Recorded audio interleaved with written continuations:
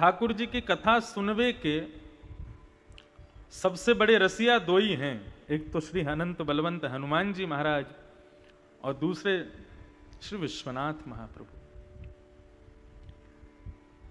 कुछ ना कहे, कुछ ना करे, कोई नियम ना करे, कोई विशेष पूजा ना करे, लेकिन ठाकुर जी को केंद्र में रख करके, विश्वनाथ को केंद्र में रख करके, श्री हनुमान जी को केंद्र में रख करके यदि भगवत चर्चाओं को कहना प्रारंभ कर दे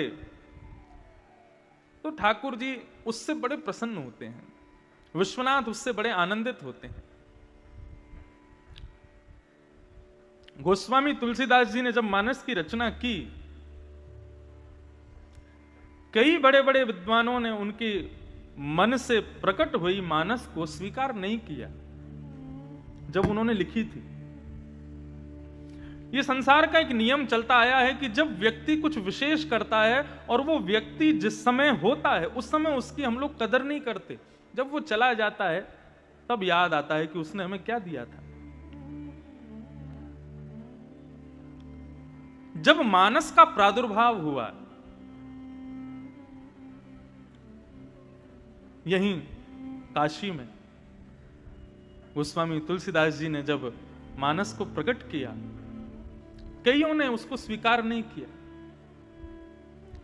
तब उन्होंने जाकर के विश्वनाथ से प्रार्थना की, हे विश्वनाथ, यहां बड़े बड़े विद्वान मेरे इस भाव को स्वीकार नहीं कर रहे हैं।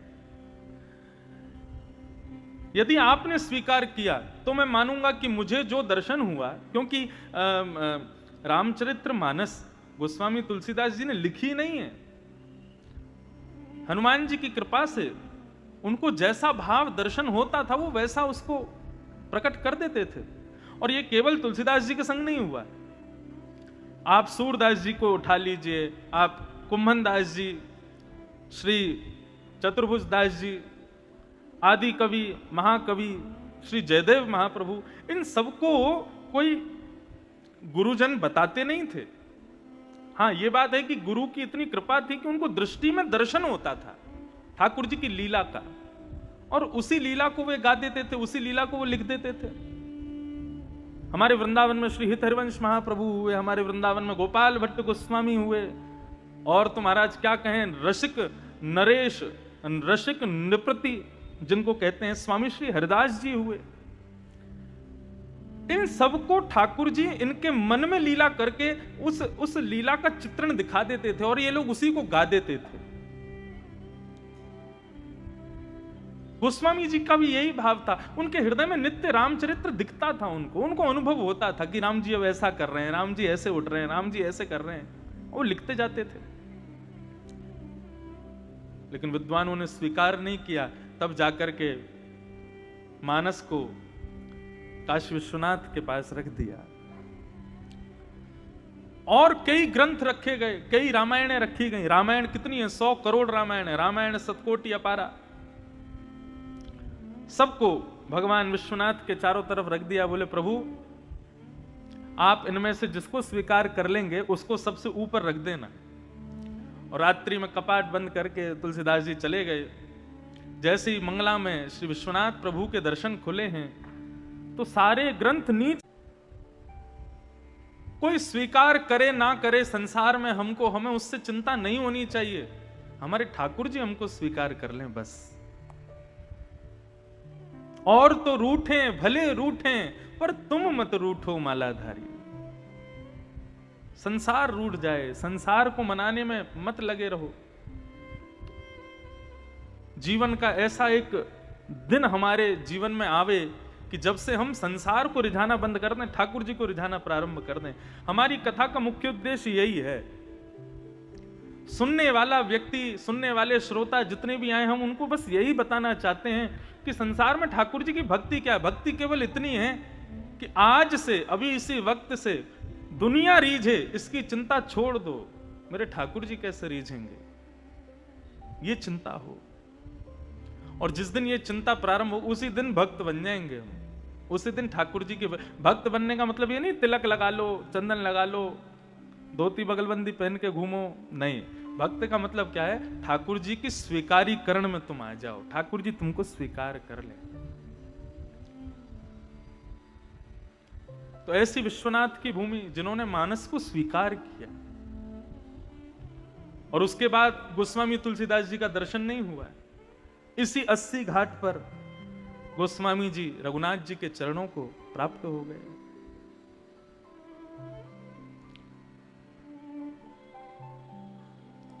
रसिक ठाकुर जी की भक्ति का प्रादुर्भाव आचार्यों ने इस 80 घाट पर अपनी समस्त भक्ति भाव को, अपनी समस्त वैष्णव शक्तियों को स्थान दिया।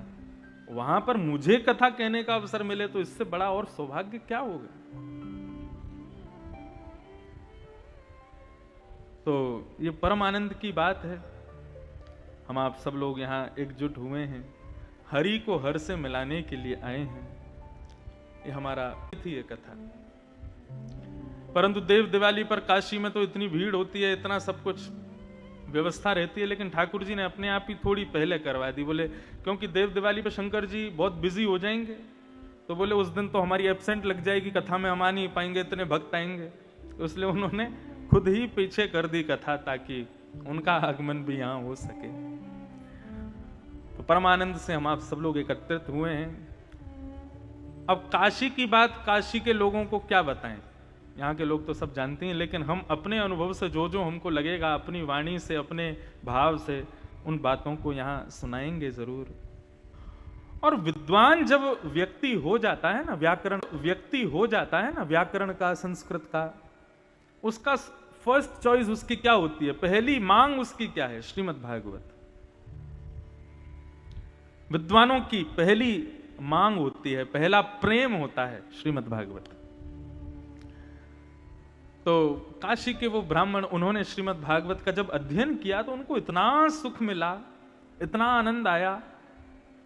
वो नित्य विश्वनाथ प्रभु के सामने मणिकर्ण का घाट पर बैठ करके और ठाकुर जी की तरफ मुख करके भागवत जी का पाठ शंकर जी को सुनाया करते थे। बहुत ध्यान से सुनिएगा, नित्य पाठ सुनाते थे बाल अवस्था से।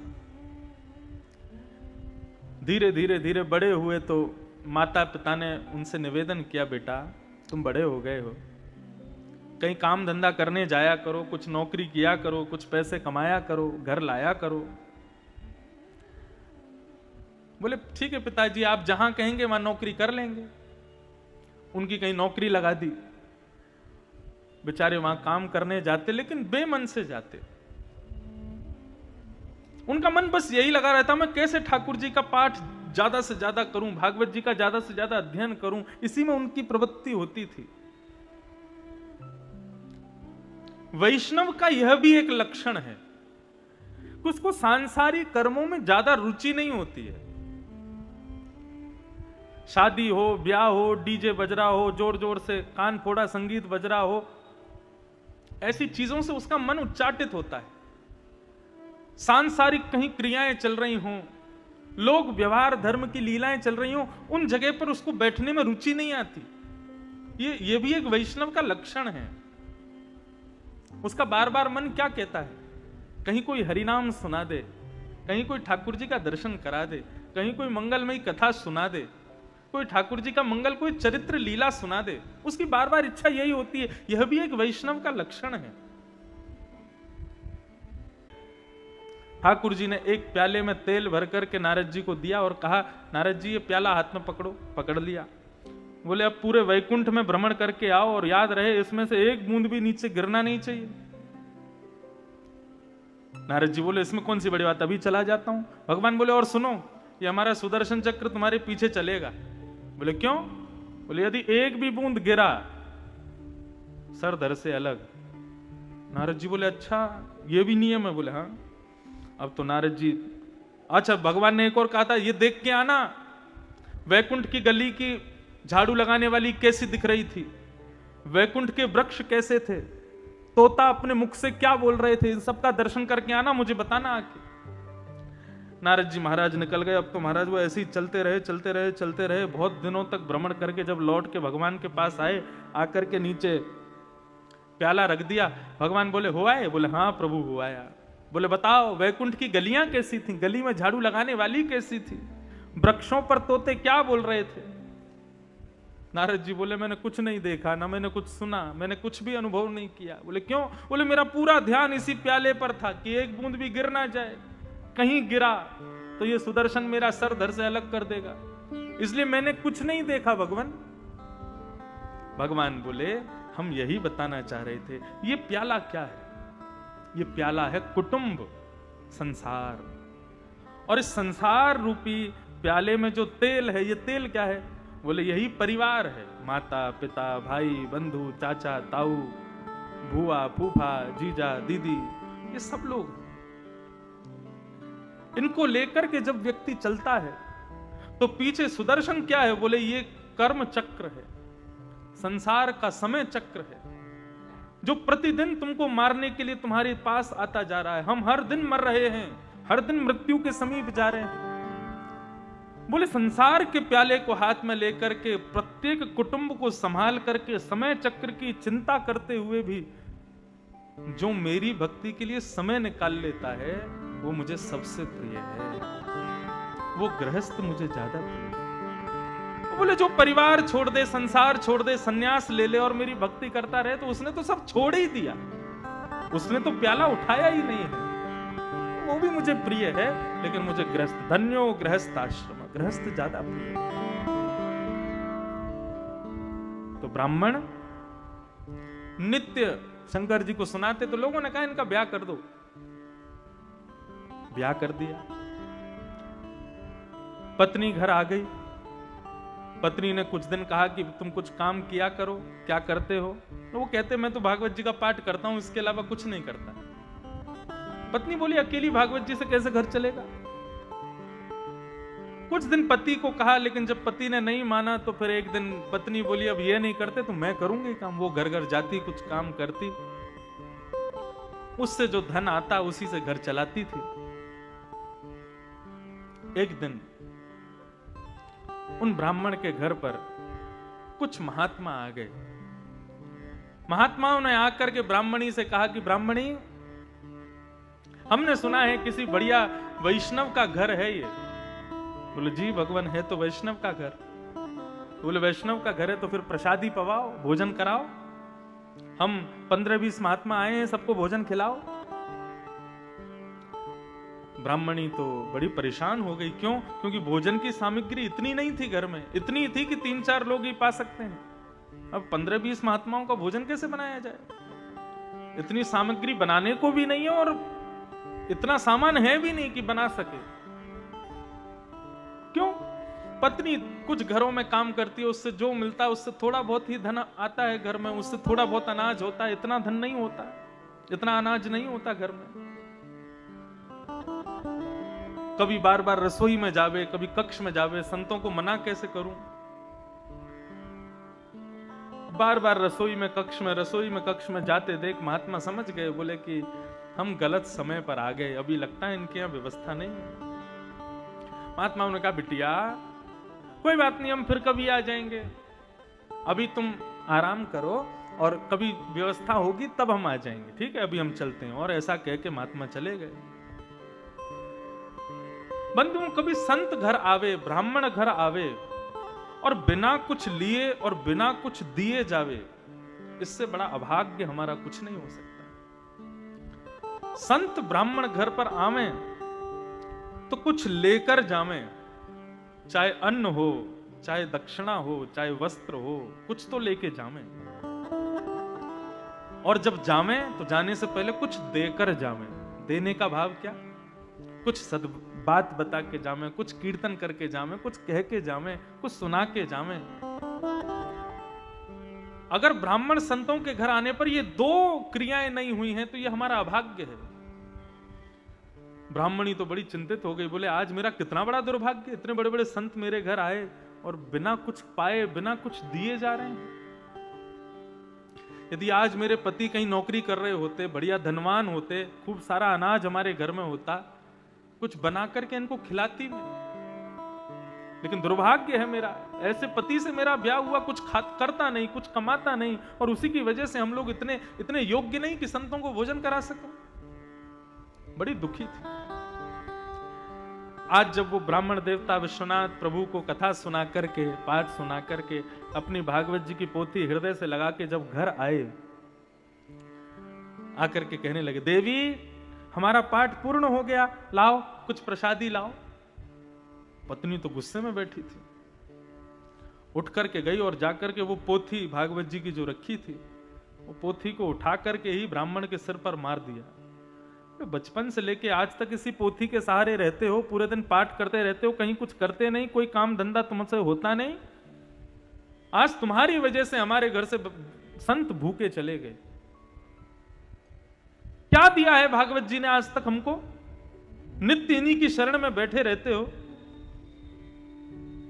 और कहते हो ये कृष्ण है, ये पोथी नहीं है, ये कृष्ण है, ये कोई ग्रंथ नहीं है, ये साक्षात कृष्ण है। क्या दिया कृष्ण ने हमको? कुछ भी तो नहीं दिया। आज संत भूखे चले गए इन भागवत जी की वजह से हमारे घर से। चले जाओ, निकल जाओ घर से, और इनको लेकर के वहीं गंगा के किनारे बैठे रहना, घर लौट करके मत आना। अपने आप घर चला लूंगी, बच्चों को देख लूंगी, तुम्हारी जरूरत नहीं है मुझे। खूब भला बुरा कहा, अपने हृदय से लगा करके भागवत जी को ब्राह्मण चले गए। बोली, अरे पगली, मुझे कुछ भी कहती, लेकिन तुमने तो साक्षात कृष्ण को कोसा। और भागवत जी से क्षमा कहने लगे, हे कन्हैया, मैं जानता हूं तुम कृष्ण हो, क्योंकि जब मैं भागवत खोलता हूं तो मुझे काले अक्षर नहीं दिखते, ये काले काले अक्षरों में कृष्ण दिखते हैं। वो अभागी है, वो जानती नहीं है, उसको क्षमा कर देना कन्हैया। और रुदन करते हुए गंगा के तट पर आए और पुनः विश्वनाथ भगवान के सन्मुख बैठ करके पाठ करने लगे। बंधुओं, ठाकुर जी को सब मंजूर है, लेकिन अपने भक्त के नेत्रों में अश्रुबिंद, ठाकुर जी को यह मंजूर नहीं है। ठाकुर जी से देखा नहीं गया। और प्रबल प्रेम के पाले पढ़कर हरि को नियम बदलते देखा, अपना मान टले टल जाए पर भक्त का मान न टलते देखा। हमारे श्री राधा रमण लाल, हमारे श्रीनाथ जी एक छोटे से बालक का रूप धारण करके वाराणसी की गलियों में प्रकट हो गए। सिर पर एक स्वाफा बांधा, घुंघराले केश हैं, ऊंची ऊंची धोती पहनी, हाथों में पद्मराग के कड़ूले पहने, ये कटाक्ष नेत्र, घुंघराले केश, अलकावली मुखमंडल पर छा रही है। और ठाकुर जी के इतने सारे रूप देखे, बंशी वारे देखे, राधा जी के संग वारे देखे, ये गिरधर रूप वारे देखे, लेकिन काशी में तो अद्भुत रूप में ठाकुर जी आए। कैसे? बोले, जैसे कोई बेचने वाला अपनी सामग्री सिर पर रख करके गली गली घूमता है, ऐसे ही एक डलिया में ना जानो क्या लेकर के कुछ बेचने की भावना से ठाकुर जी इस काशी की गलियों में घूम रहे हैं, वाराणसी की गलियों में घूम रहे हैं। जिस गली से निकले, जिस घर के सामने से निकले, वो ही देखता रह जाए, अरे इतना सुंदर बालक, ये कौन है, ये किसका है? और गली गली घूमते हुए अपनी सुंदर महक से पूरे काशी को महकाते हुए लाल जी सीधे पहुंचे उस ब्राह्मण के घर। और ब्राह्मण के घर में जाकर के जैसे ही गेट खटखटाया, ब्राह्मणी ने गेट खोला।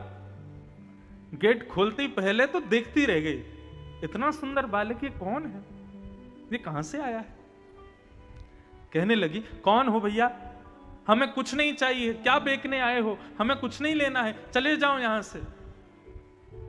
ठाकुर जी इशारा करने लगे। बोले, इशारा क्या कर रहे हो, बोलो। ठाकुर जी बोले, बोलना नहीं आता, हम गूंगे हैं। अच्छा, गूंगे हो? बोले, आओ अंदर आओ। ठाकुर जी अंदर गए और अंदर जाकर के डलिया रख दी। और डलिया रख दी तो ब्राह्मणी बोली, ये डलिया क्या है, कौन हो, क्या क्या काम क्या है, क्यों आए हो? तो ठाकुर जी ने अपने गोजा में से, इसको गोजा बोलते हैं, गोजा मतलब पॉकेट, गोजा मतलब जेब, हमारी ब्रजभाषा में इसको बोलते हैं गोजा। ठाकुर जी ने अपने गोजा में से एक पत्र निकाल करके ब्राह्मणी को दिया और दे करके ठाकुर जी तुरंत वहां से प्रणाम करके चले गए। ब्राह्मणी बोली, अपनी डलिया तो ले जाओ। ठाकुर जी बोले, रखो वहीं, निकल गए। ठाकुर जी तो चले गए। जैसे ही ब्राह्मणी ने पत्र खोला तो पत्र में लिखा था, तुम्हारे पति तुमसे बिना बताए हमारी मजदूरी करते हैं, लेकिन अपनी तनख्वाह कभी हमसे लेते नहीं है। बचपन से हमारी मजदूरी करते आए हैं, आज तक कभी हमसे तनख्वाह नहीं ली, लेकिन आज हमको किसी ने बताया उनको बहुत जरूरत है, इसलिए उनकी जीवन भर की जितनी तनख्वाह है, उनकी जितनी रोजगारी होनी चाहिए, हम सब तुमको देने आए हैं। और ऐसा कहकर के ठाकुर जी तो चले गए। ब्राह्मणी ने जैसे ही डलिया से कपड़ा हटा करके देखा रहा तो हीरे जवाहरात मोती सोना चांदी ना जाने कैसे कैसे रत्नों से भरी हुई डलिया। ब्राह्मणी बोली राम राम राम राम, मैंने आज अपने पति को क्या नहीं कहा, कितना बुरा भला सुनाया। मुझसे छुप करके मुझे बिना बताए कहीं मजदूरी करते थे।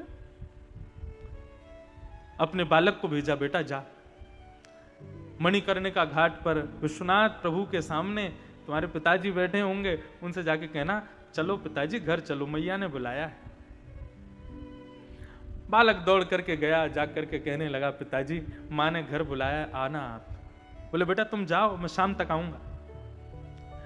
और शाम का समय हुआ, ब्राह्मण देवता लौट करके घर आए तो पहले तो घर देख करके बोले ये मेरा घर है ही नहीं, इतना जगमगा रहा है, इतना चमक रहा है, ये मेरा घर नहीं है, ये तो किसी और का होगा, हो सकता है हम कहीं गली भटक गए हों। तभी किसी ने बताया, बोले नहीं महाराज आप भटके नहीं हो, यही सही स्थान है, यही सही घर है, ये आपका ही घर है। बोले अच्छा। भीतर प्रवेश किया तो महाराज इतने सारे सुंदर सुंदर रत्नों को पहन करके, सुंदर साड़ी पहन करके, बिल्कुल सुंदर रूप धारण करके पत्नी सामने खड़ी है, सोने की थाली में आरती कर रही है, पुष्प वर्षण कर रही है, स्वागत कर रही है। ब्राह्मण बोले देवी सुबह तो तुम्हारा विचित्र रूप था, अब तुम्हारा रूप कुछ और हो गया, ये इतनी जल्दी लक्ष्मी की कृपा तुम पर कैसे हो गई। ब्राह्मणी बोली सब जानते हो फिर भी हमसे झूठ बोलते हो। बोले क्या जानता हूं मैं, क्या कह रही हूं, मुझे कुछ समझ नहीं आ रहा। हाथ पकड़ करके लेकर के गई और कक्ष में जाकर के बिस्तर पर सारे हीरे जवाहरात मोती चांदी सब रखे। तो बोले ये कहां से लाई हो इतना। बोले तुम्हारा गूंगा मालिक आया था आज। बोले गूंगा मालिक, मेरा गूंगा मालिक? हाँ तुम्हारा गूंगा मालिक आया था, है बड़ा सुंदर, छोटा सा था, बौना होगा लेकिन सुंदर था, गूंगा था, बोलना नहीं आता बेचारे से। देखो भगवान कैसी लीला, इतना सुंदर बनाया लेकिन गूंगा बनाया। बोले किसकी बात कर रही हो। अरे वो पत्र दे के गया मुझको। कौन सा पत्र? अरे उस पत्र में लिखा तुम उनके यहाँ नौकरी करते हो, कभी अपना तनख्वाह नहीं लेते, तो आज वो तुम्हारी जीवन भर की सारी तनख्वाह इतनी दे करके गए। देवी पत्र दिखाओ। जैसी ब्राह्मणी ने जाकर के वो पत्र दिया, पत्र खोल करके देखा, उनके पत्र खोल के देखते ही सारे अक्षर एक हो गए और पत्र में ही श्री ठाकुर जी का मंगलमय स्वरूप प्रकट हो गया। और वो स्वरूप देख करके आनंदित हो और कहने लगे देवी सही कह रही है, वो मेरे मालिक ही थे, मेरे ठाकुर जी आए थे, मेरे लाल जी आए थे, मेरे नाथ ही आए थे। मजदूरी कुछ नहीं, श्रीमद् भागवत का जो आश्रय ले लेता है ना, ऐसा मान लेना वो ठाकुर जी के यहां नौकरी ही कर रहा है। और जगत मजूरी देते है। हम संसार में किसी के यहां मजदूरी करते हैं तो वो हमारी मजदूरी देता है कि नहीं। हम किसी के यहां जॉब करें, किसी के यहां नौकरी करें, किसी के यहां व्यापार करें, कुछ भी करें, सब तनख्वाह तो देते हैं ना। ऐसे ही भागवत का आश्रय जो ले लेता है, उस भागवत आश्रित को अपनी दर्शन रूपी, अपनी कृपा रूपी मजदूरी ठाकुर जी देते हैं। जगत मजूरी देते हैं, क्यों राखे भगवान, क्यों रखेंगे ठाकुर जी। तो ठाकुर जी ने आकर के वो उस ब्राह्मण को इसी काशी में प्रदान किया। तो श्रीमद् भागवत साक्षात कृष्ण का स्वरूप है। और इस कथा से बंधुओं कुछ मिले ना मिले, एक चीज लेकर के जाना, भागवत का कोई भी एक श्लोक याद कर लेना, कोई भी एक स्तुति याद कर लेना, कोई भी एक गीत याद कर लेना, और जब जब आप अपने काशी विश्वनाथ जी का दर्शन करने जाओ, मंदिर प्रांगण में कहीं कोने में बैठ करके वो श्लोक गा करके सुना देना, वो सुंदर पद गा के सुना देना, वो सुंदर भाव गा के सुना देना। विश्वास मानिएगा, लाखों लोग दर्शन विश्वनाथ का करने आते हैं, लेकिन विश्वनाथ केवल तुम्हारा दर्शन करेंगे, विश्वनाथ केवल तुमको सुनेंगे। और मुझे पता है हम यहां कथा कर रहे हैं लेकिन उनका मन नहीं लग रहा वहां पे। वो वहां से यहीं कान लगा के बैठे होंगे, क्या बात चल रही है, कैसी कथा चल रही है, क्या हो रहा है। यही तो आनंद है, यही सुख तो देने आए हैं हम उनको। श्रीमद् भागवत साक्षात कृष्ण है, उन कृष्ण का आश्रय लेने के लिए हम आए हैं, हम पधारे। सच्चिदानंद रूपाय विश्वोत्पत्त्यादि हेतवे तापत्रय विनाशाय श्री कृष्णाय वयं नमः। अब थोड़ा सा महात्म्य सुन लें। श्रीमद् भागवत के महात्म्य का पहला श्लोक। सच्चिदानंद रूपाय विश्वोत्पत्त्यादि हेतवे तापत्रय विनाशाय श्री कृष्णाय वयं नमः। बंधुओं, इस श्लोक में ठाकुर जी का परिचय दिया जा रहा है। जाने बिन न होए परतीति, बिन परतीत होत नहीं प्रीति। जब तक ठाकुर जी को जानेंगे नहीं, उनसे प्रीति कैसे होगी, इसलिए उनको जानो पहले, वो कैसे हैं। तो यहां पर जो बात बताइए बहुत ध्यान से सुनना। पहली बात, सच्चिदानंद रूपाय। भगवान के कितने रूप हैं? 3 रूप हैं। ये जो हमारे पीछे खड़े हैं। अच्छा एक बात बताएं, ये मंच हमने ही डिजाइन करवाया, कैसा लग रहा है? बढ़िया ना? देखो बीच में श्रीनाथ जी खड़े हैं और उनका दर्शन करने के लिए साक्षात महादेव पधारे। और महादेव, पहले ये सखियां खड़ी थी बगल में, मैंने कि कहीं तो छोड़ो हमारे ठाकुर जी को अकेला, जाओ कोने में। हाँ, यहाँ तो सखी के रूप में साक्षात महादेव हैं। और सखी क्यों ना हो, ये तो गोपी हैं, ये गोपेश्वर हैं, गोपियों के भी ईश्वर हैं।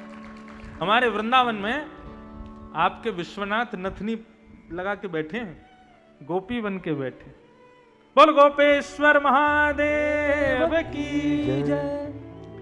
साक्षात गोपेश्वर बन करके बैठे हैं। तो ठाकुर जी के 3 रूप हैं। रूप और स्वरूप दोनों में भेद है। स्वरूप अनेक हो सकते हैं, लेकिन ठाकुर जी के रूप 3 ही हैं। चाहे वो काशी विश्वनाथ हो, चाहे वो वृंदावन बिहारी लाल हो, चाहे वो केदारनाथ हो, चाहे बद्रीनाथ हो। ठाकुर जी के स्वरूप बहुत सारे हैं, लेकिन प्रत्येक ठाकुर जी के रूप 3 ही हैं। ये 3 रूप काशी विश्वनाथ के भी हैं, ये 3 रूप हमारे ठाकुर जी के भी हैं। कौन कौन से? पहला, सत्य। ठाकुर जी सत्य स्वरूप हैं। ठाकुर जी का दूसरा स्वरूप क्या है? चैतन्य। वो चिद स्वरूप है। चिद का भाव क्या है? चैतन्य का भाव क्या है? वे सब घट व्यापी हैं। हमको सर्दी लगती है, हमको गर्मी लगती है, हमको पसीने आते हैं, हमको ये सब अनुभव होता है। क्यों? क्योंकि हम चैतन्य, हम जड़ नहीं हैं। और काशी में ऐसा कह दिया जाए तो भी कोई अतिशयोक्ति नहीं, जड़ चैतन्य दोनों का समावेश संगम होता है काशी में। क्यों? चैतन्य तो हम सब बैठे हैं, और जड़ कहाँ है? बोले मणिकर्णिका का घाट पे जितने भी जल रहे हैं सब जड़ हैं। और एक आध कोई जल रहे हो ऐसा नहीं, जितने जल रहे हैं उतने ही नहा रहे हैं, उतने ही वेटिंग में खड़े हैं, उतनी गली में खड़े हैं। यहाँ तो लाइन लगी रहती है महाराज। पहले पिताजी महाराज की कथाओं में मैं सुनता था मणिकर्णिका घाट के बारे में। पिताजी बताते थे, बोले भैया मरना आश्चर्य नहीं है।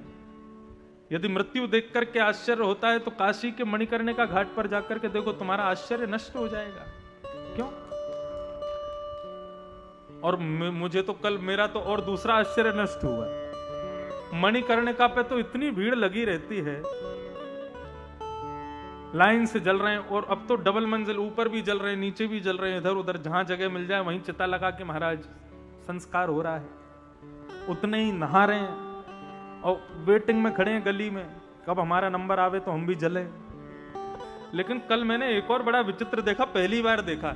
एयरपोर्ट से जब मैं आ रहा था तो टम्पो में अंदर तो लोग बैठे थे, ऊपर किसी का शव बांध करके लेके जा रहे थे। ये मैंने पहली बार देखा। मैं तो एक बार घबरा गया, हृदय बिल्कुल, मैंने कहा अरे बाप रे, मैंने कहा ये गति, कंधे पे तो देखे, मैंने टम्पू में पहली बार देखा है। अभिषेक जी बता रहे, बोले महाराज जी आसपास के गांव के लोगों की सबका यही भाव है कि काशी में ही, क्यों, काशी में स्वयं भगवान शिव कान में आकर के राम नाम कहते हैं, राम तारक मंत्र सुनाते हैं, तो मोक्ष द्वार है, यहां से मुक्ति कन्फर्म है। लेकिन इस प्रकार भी शव आते होंगे, ये मैंने पहली बार देखा। एम्बुलेंस के भीतर आते हैं और भी कई तरीकों से आते हैं, लेकिन छत पर रख करके कहां से बेचारा चल के आ रहा होगा। और भीतर लोग रो रहे थे टम्पू में अंदर। मैंने कहा ये तो धूप से बच रहे हैं, ऊपर वाले को पूरी धूप लग रही है। और उसकी माला लहरा रही थी और उड़ उड़ के गिर रही थी पीछे वाले लोगों पर। मैं देख के मैंने कहा जय हो। कस के रस्सी से बांध रखा था टम्पू, कहीं दच्चियों में उछक जाए तो सब बेचारा पकड़ के बैठा था कि अभी गिर नहीं जाऊं मैं नीचे। यह भी एक आश्चर्य था। मृत्यु आश्चर्य नहीं है।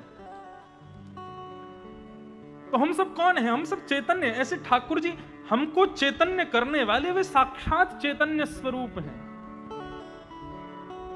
ठाकुर जी को जड़ नहीं मानना चाहिए कभी भी। तो भगवान का पहला स्वरूप है वे सत्य हैं, दूसरा रूप है वो चैतन्य है, और तीसरा आनंद स्वरूप है। चिदानंद रूप शिवोहम शिवोहम, चिदानंद रूप शिवोहम शिवोहम, चिदानंद रूप शिवोहम शिवोहम, चिदानंद रूप शिवोहम शिवोहम, चिदानंद रूप शिवोहम शिवोहम। ये ठाकुर जी का तीसरा स्वरूप है आनंद। वे सदा आनंद स्वरूप हैं। भगवान का दर्शन करने जाओ, भगवान की कथा सुनने जाओ, तो यहां जो अच्छा लगता है ना उसको सुख नहीं कहते, उसको आनंद कहते हैं। अभी मैं विदेश यात्रा पर था, तो विदेश में एक जगह मुझको लेकर के गए, 2022 की सबसे सुंदर जगह है, उसका नाम था वैम्फ। वहां बड़े बड़े पहाड़ थे, बड़े बड़े ग्लेशियर थे, खूब बर्फ जमी हुई थी महाराज, विशाल विशाल चट्टाने। तो जो घुमाने ले गए वो दिखाने के बाद बोले महाराज जी आपको कैसा लगा? ये हमारे कनाडा का, नॉर्थ अमेरिका का हिमालय है, तो खूब हैं, नदियां भी खूब हैं, लेकिन आपके इन पहाड़ों में हमारे महादेव नहीं है। महादेव तो केवल भारत में है। तो सुंदरता तो खूब थी, सुख मिल रहा था, लेकिन जब भारत के पहाड़ों का दर्शन करते हैं तो यहां पर सुख नहीं लगता उनको देख के आनंद आता है। क्यों? क्योंकि महादेव उनमें बैठे। वृंदावन में जब पर्वत का दर्शन करते हैं तो सुख नहीं आनंद मिलता है। क्यों? साक्षात गोवर्धन नाथ बैठे।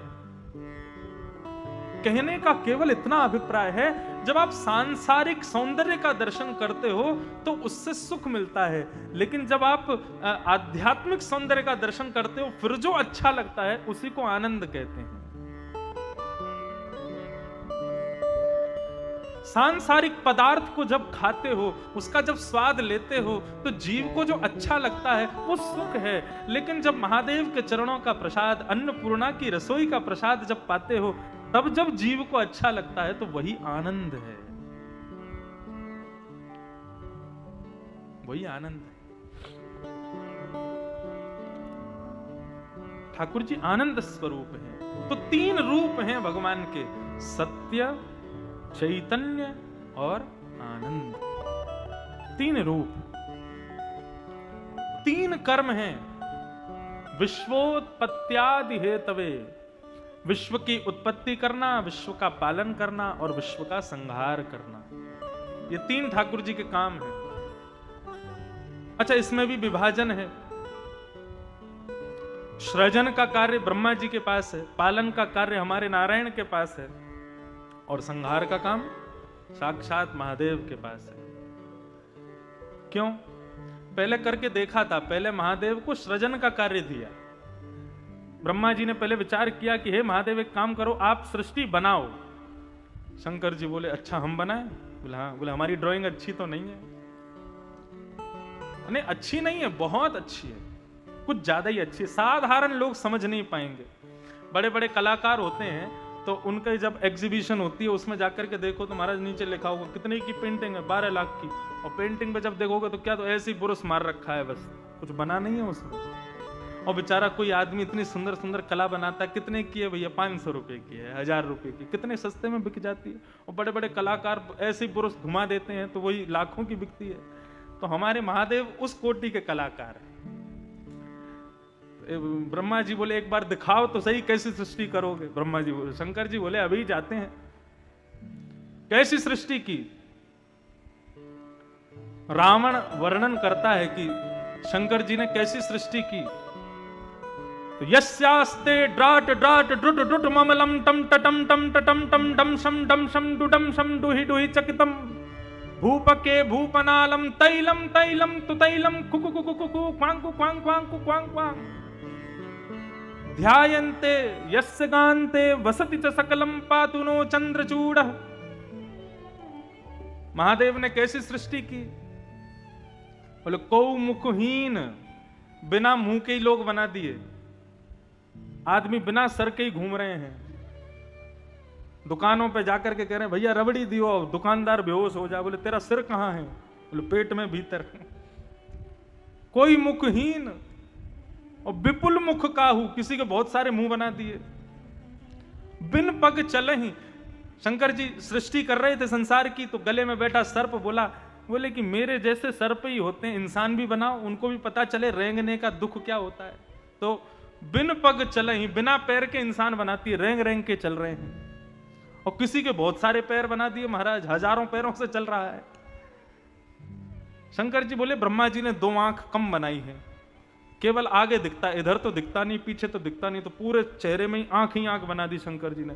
ऐसी सृष्टि बनाई, ऐसी सृष्टि बनाई। ब्रह्मा जी आकर के भागवत जी में कहते अलम प्रजा भी, बस हो गया, आप मत करो। शंकर जी बोले हमने कहा था हमारी कला को सब नहीं समझ पाएंगे। शंकर ब्रह्मा जी बोले आप बनाओ मत, आपको दूसरा काम देते। बोले क्या? नष्ट करो, संहार का काम आपका है। शंकर जी बोले ठीक है, तो वो काम हम करेंगे। तो इसमें एक और फायदा, एक बात बताऊं, संहार का कार्य शंकर जी को क्यों दिया गया? क्योंकि शंकर जी चाहते हैं, बोले भाई जितने दिन सृष्टि रहेगी उतने दिन बनाने वाले और पालन करने वाले दोनों चिंता में बैठे रहेंगे। बनाने वाले को भी चिंता लगी रहेगी, अभी बनाना है बनाना है बनाना है। पालन करने वाले को भी चिंता कि मुझे पालन करना है। शंकर जी बोले हमको टेंशन फ्री रहने वाला काम दो जिससे हमारा भजन हो सके। बोले तुम संहार करो। तो जब तक सृष्टि है, शंकर जी क्या कर रहे हैं? तीनों नेत्र बंद करके ठाकुर जी की मंगल लीला का दर्शन कर रहे हैं केवल। और जब संहार का समय आएगा तो दोनों जब थक जाएंगे, ब्रह्मा और विष्णु दोनों जाके कहेंगे भैया अब संहार करो। तीनों नेत्र खोल करके तुरंत भ्रगुटी टेढ़ी करेंगे महाराज। शंकर जी की भ्रगुटी टेढ़ी होते ही पूरा संसार तहस नहस ध्वस्त, एक क्षण में ही खत्म। बस शंकर जी को संहार का कार्य इसलिए दिया क्योंकि वो जब तक सृष्टि है तब तक फ्री रह करके भगवान का भजन कर सके, इसलिए उनको संहार का कार्य।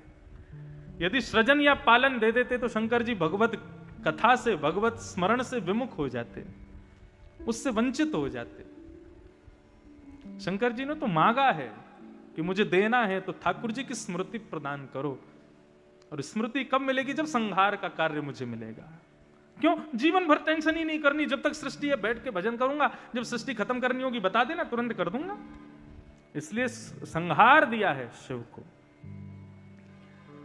तो विश्वोत्पत्त्यादि हेतवे तापत्रय विनाशाय, 3 प्रकार के तापों का जो समन्वय करते हैं, विनाश करते हैं, आदिदैविक, आदि भौतिक, आध्यात्मिक।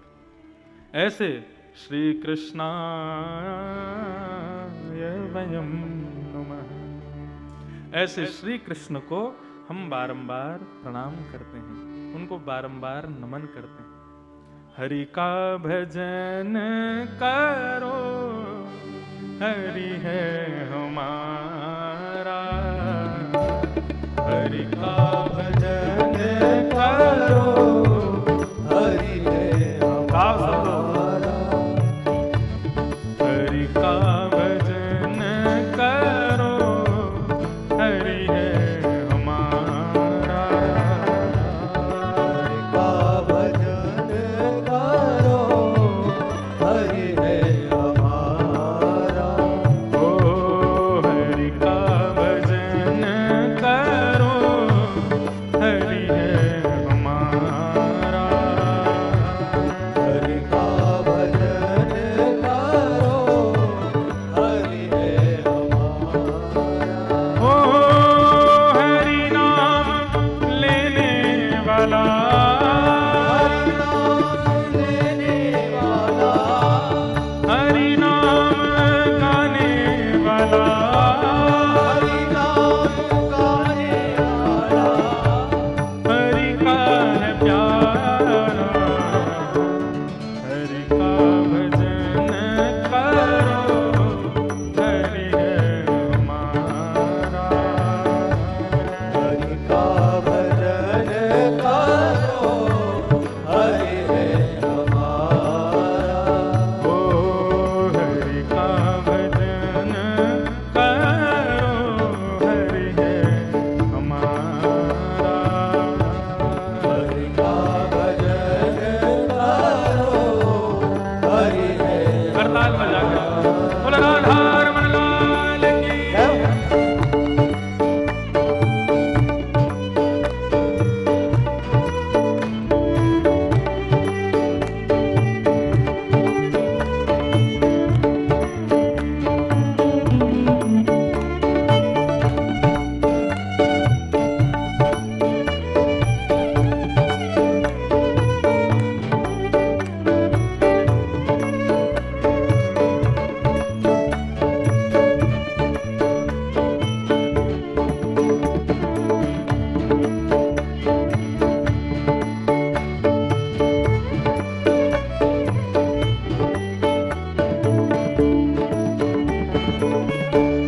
हरि नाम से तेरा काम बनेगा, हरि नाम से तेरा काम बनेगा। अच्छा, आप सब काशी के लोगों को एक प्रैक्टिकल बताएं। आप लोग सब विश्वनाथ के दर्शन करने जाते हैं, तो आप लोग ही नहीं, संसार के कोने कोने से जितने भी लोग यहाँ आते हैं, तो शंकर जी के मंदिर में स्वाभाविक है कि जब हम प्रवेश करते हैं तो हमारे मन में एक ही मंत्र आता है, ओम नमः शिवाय, ओम नमः शिवाय, ओम नमः शिवाय, ओम नमः शिवाय। जल चढ़ाएंगे तब भी क्या आएगा, ओम नमः शिवाय, ओम नमः शिवाय, ओम नमः शिवाय। अब एक बात बताओ, वैसे तो देखो ये नियम है कि ठाकुर जी के सामने उनका मंत्रोच्चारण, नाम उच्चारण, स्तुतियों का, स्तोत्रों का गान, स्तोत्रम कश्य न तुष्टये, स्तुति किसको पसंद नहीं है, लेकिन अति स्तुति भी ज्यादा अच्छी नहीं लगती। अब आप लोग यहाँ पे मेरी प्रशंसा करते रहो, एक आध बार बढ़िया लगेगी, लेकिन करते ही रहोगे, करते ही रहोगे, करते ही रहोगे, तो क्या होगा, एक दिन मैं पक जाऊंगा ना सुन के। और काशी विश्वनाथ यहाँ अनादिकाल से बैठे हो, तब से अपनी प्रशंसा ही सुनते आ रहे हैं, अपना नाम ही सुनते आ रहे हैं, तो अब वो क्या हो गए, अब वो उसके यूज टू हो गए, अब वो बैठे रहते हैं चुपचाप। कितना भी गाते रहो, कितने भी तुम लाख मंत्र गाते क्यों ना आ रहे हो बाहर से, विश्वनाथ नेत्र खोल के नहीं देखेंगे, क्योंकि नई बात नहीं है, यहाँ सब ओम नमः शिवाय ही बोलते हैं।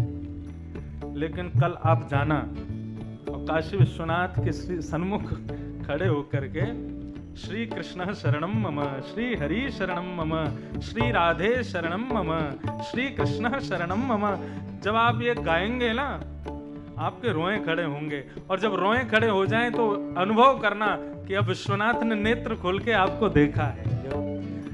वो कह रहे होंगे कि भाई पूरे मंदिर परिसर में सब ओम नमः शिवाय बोल रहे हैं, लेकिन ये श्री कृष्ण शरणम मम कहने वाला कौन आया नया? कुछ अलग बोलोगे तभी उनके नेत्र खुलेंगे। इसलिए हरि नाम से तेरा काम बनेगा। क्या काम बनेगा? जो दर्शन करने में लाइन में लगे रहने से रोज आधा घंटा 1 घंटे में दर्शन होते थे, कल हरि नाम गाते हुए आप हर का दर्शन करने जाओगे, जल्दी दर्शन होंगे आपको। शंकर जी ऐसी परियोजना बनाएंगे, जल्दी बुला लेंगे। हम तो प्रैक्टिकल करके देख चुके हैं, अनुभव है इसलिए बता रहे हैं। कन्हैया के पास जाते हैं तो क्या बोलते हैं? हमारे वृंदावन में कोई कृष्ण कृष्ण नहीं बोलता, सब बोलते हैं राधे राधे।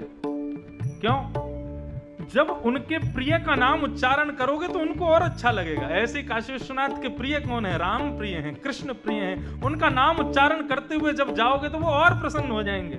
हरि नाम से तेरा काम बनेगा, हरि नाम से तेरा काम बनेगा, हरि नाम ही तेरे साथ चलेगा, हरि नाम ही तेरे साथ चलेगा, हरि नाम लेने वाला, हरि नाम लेने वाला, हरि नाम गाने वाला, हरि नाम गाने वाला, हरि का है प्यारा, हरि का भजन करो, हरि है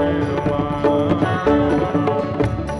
हरि का भजन करो, हरि है हमारा, ओ हरि का भजन करो, हरि है हमारा। हरि का भजन करो, हरि है हमारा, ओ हरि नाम लेने वाला, हरि नाम लेने वाला, हरि नाम गाने वाला, हरि नाम गाने वाला, हरि का है प्यारा, हरि का भजन करो, हरि है हमारा। हरि का भजन करो, हरि है हमारा, ओ हरि का भजन करो, हरि है हमारा।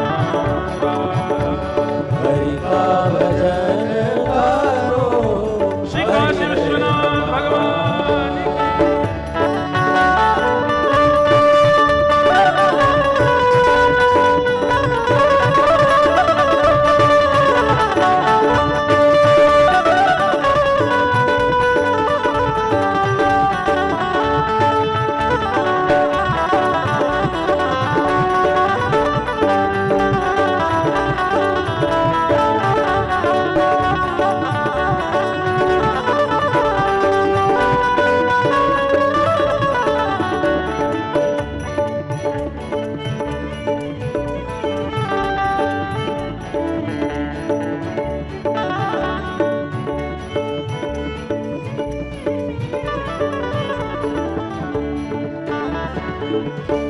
कोई कहे राधे श्याम, कोई कहे सीताराम, कोई कहे राधे श्याम, कोई कहे सीताराम, कोई कहे राधे श्याम, कोई कहे सीताराम, कोई कहे राधे श्याम, कोई कहे सीताराम, कोई गिरधर गोपाल, कोई राधा माधव लाल, कोई गिरधर गोपाल, कोई राधा माधव लाल, यही हरि दीन बंधु, यही हरि दीन बंधु, यही हरि करुणा सिंधु, यही हरि करुणा सिंधु, नमो बारंबार, हरि का भजन करो,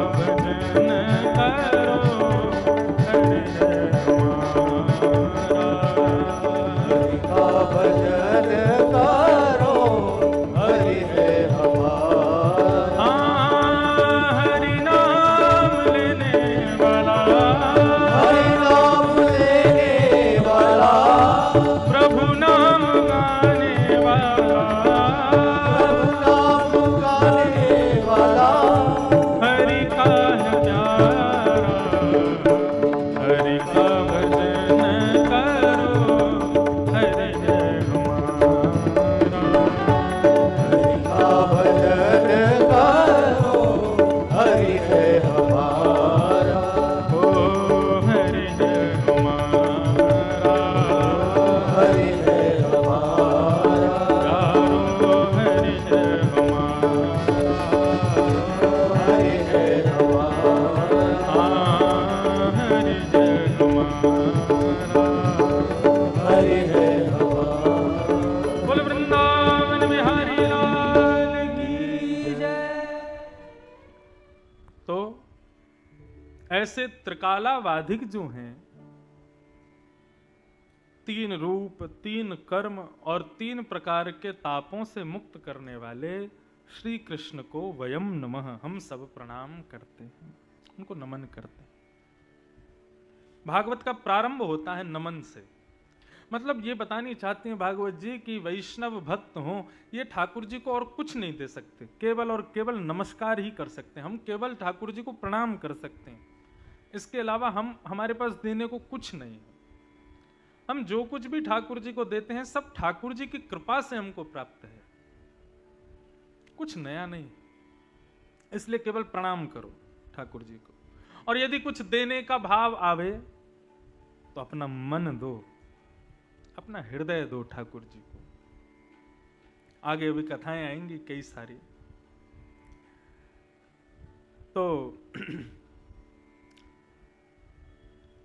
नैमिषारण्य क्षेत्र में 88,000 सौनकादि ऋषि बैठे हैं, मानव कल्याण के लिए यज्ञ कर रहे थे। तभी वहां पर श्री सूत जी महाराज का आगमन हुआ, और सूत जी महाराज के आगमन होते ही समस्त ऋषियों ने उनसे मानव कल्याण का मार्ग पूछा। कोई संत दर्शन हो, कोई अच्छे ब्राह्मण विद्वान दिखें, कोई अच्छे वक्ता दिखें, कोई अच्छे वैष्णव दिखें, तो उनसे और कुछ नहीं पूछना चाहिए, केवल और केवल भक्ति का मार्ग, भगवत मार्ग और अपने कल्याण का मार्ग, बस ये पूछना चाहिए। मैं अपना कल्याण कैसे करूं, और फिर वो जो कह दें उसको स्वीकार करो। हम लोग क्या करते हैं, जब हमें पता चलता है कि कोई संत हमारे यहाँ आए हैं, हमारे देश में आए हैं, हमारे शहर में आए हैं, हमारे नगर में आए हैं, हम पहले सोच के जाते हैं, उनसे जाके हमें पूछना क्या है। नहीं, खुद को बिल्कुल खाली करके जाओ। घड़े में जल तभी विराजमान होता है जब घड़ा खाली होता है।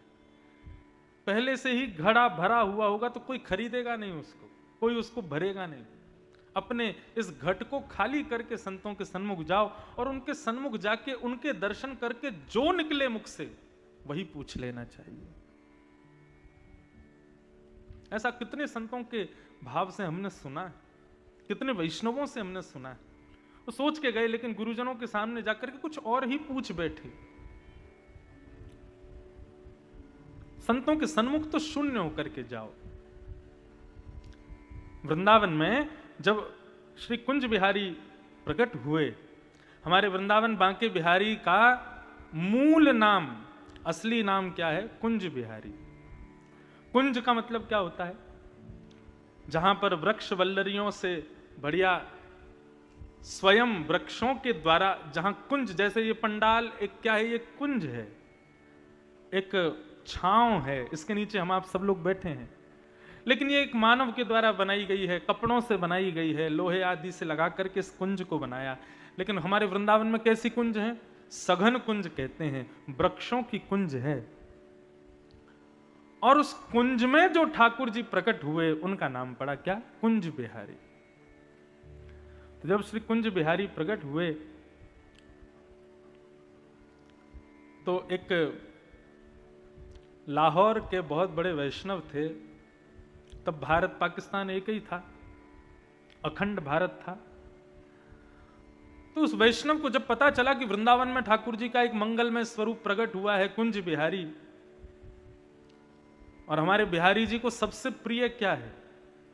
हमारे बिहारी जी को सबसे ज्यादा प्रिय है इत्र की सेवा और माला, गले में माला, खूब सारी माला पहनते हैं। श्रीनाथ जी को उत्सव और भोजन। अभी परसों ही अन्नकूट गोवर्धन उत्सव हुआ। अन्नकूट क्यों होता है पता है आपको? 7 दिन 7 रात्रि पर्यंत ठाकुर जी गिरिराज पर्वत धारण करके रहे। एक दिन में कन्हैया जब ब्रजमंडल में प्रकट हुए तो 8 बार भोजन करते थे। कितनी बार? 8 बार। उठते पट दूध पियो। उठते ही तो क्या करते हैं? पहले लड्डू और दूध से तो महाराज जी श्रीमान जी का उत्थापन होता है।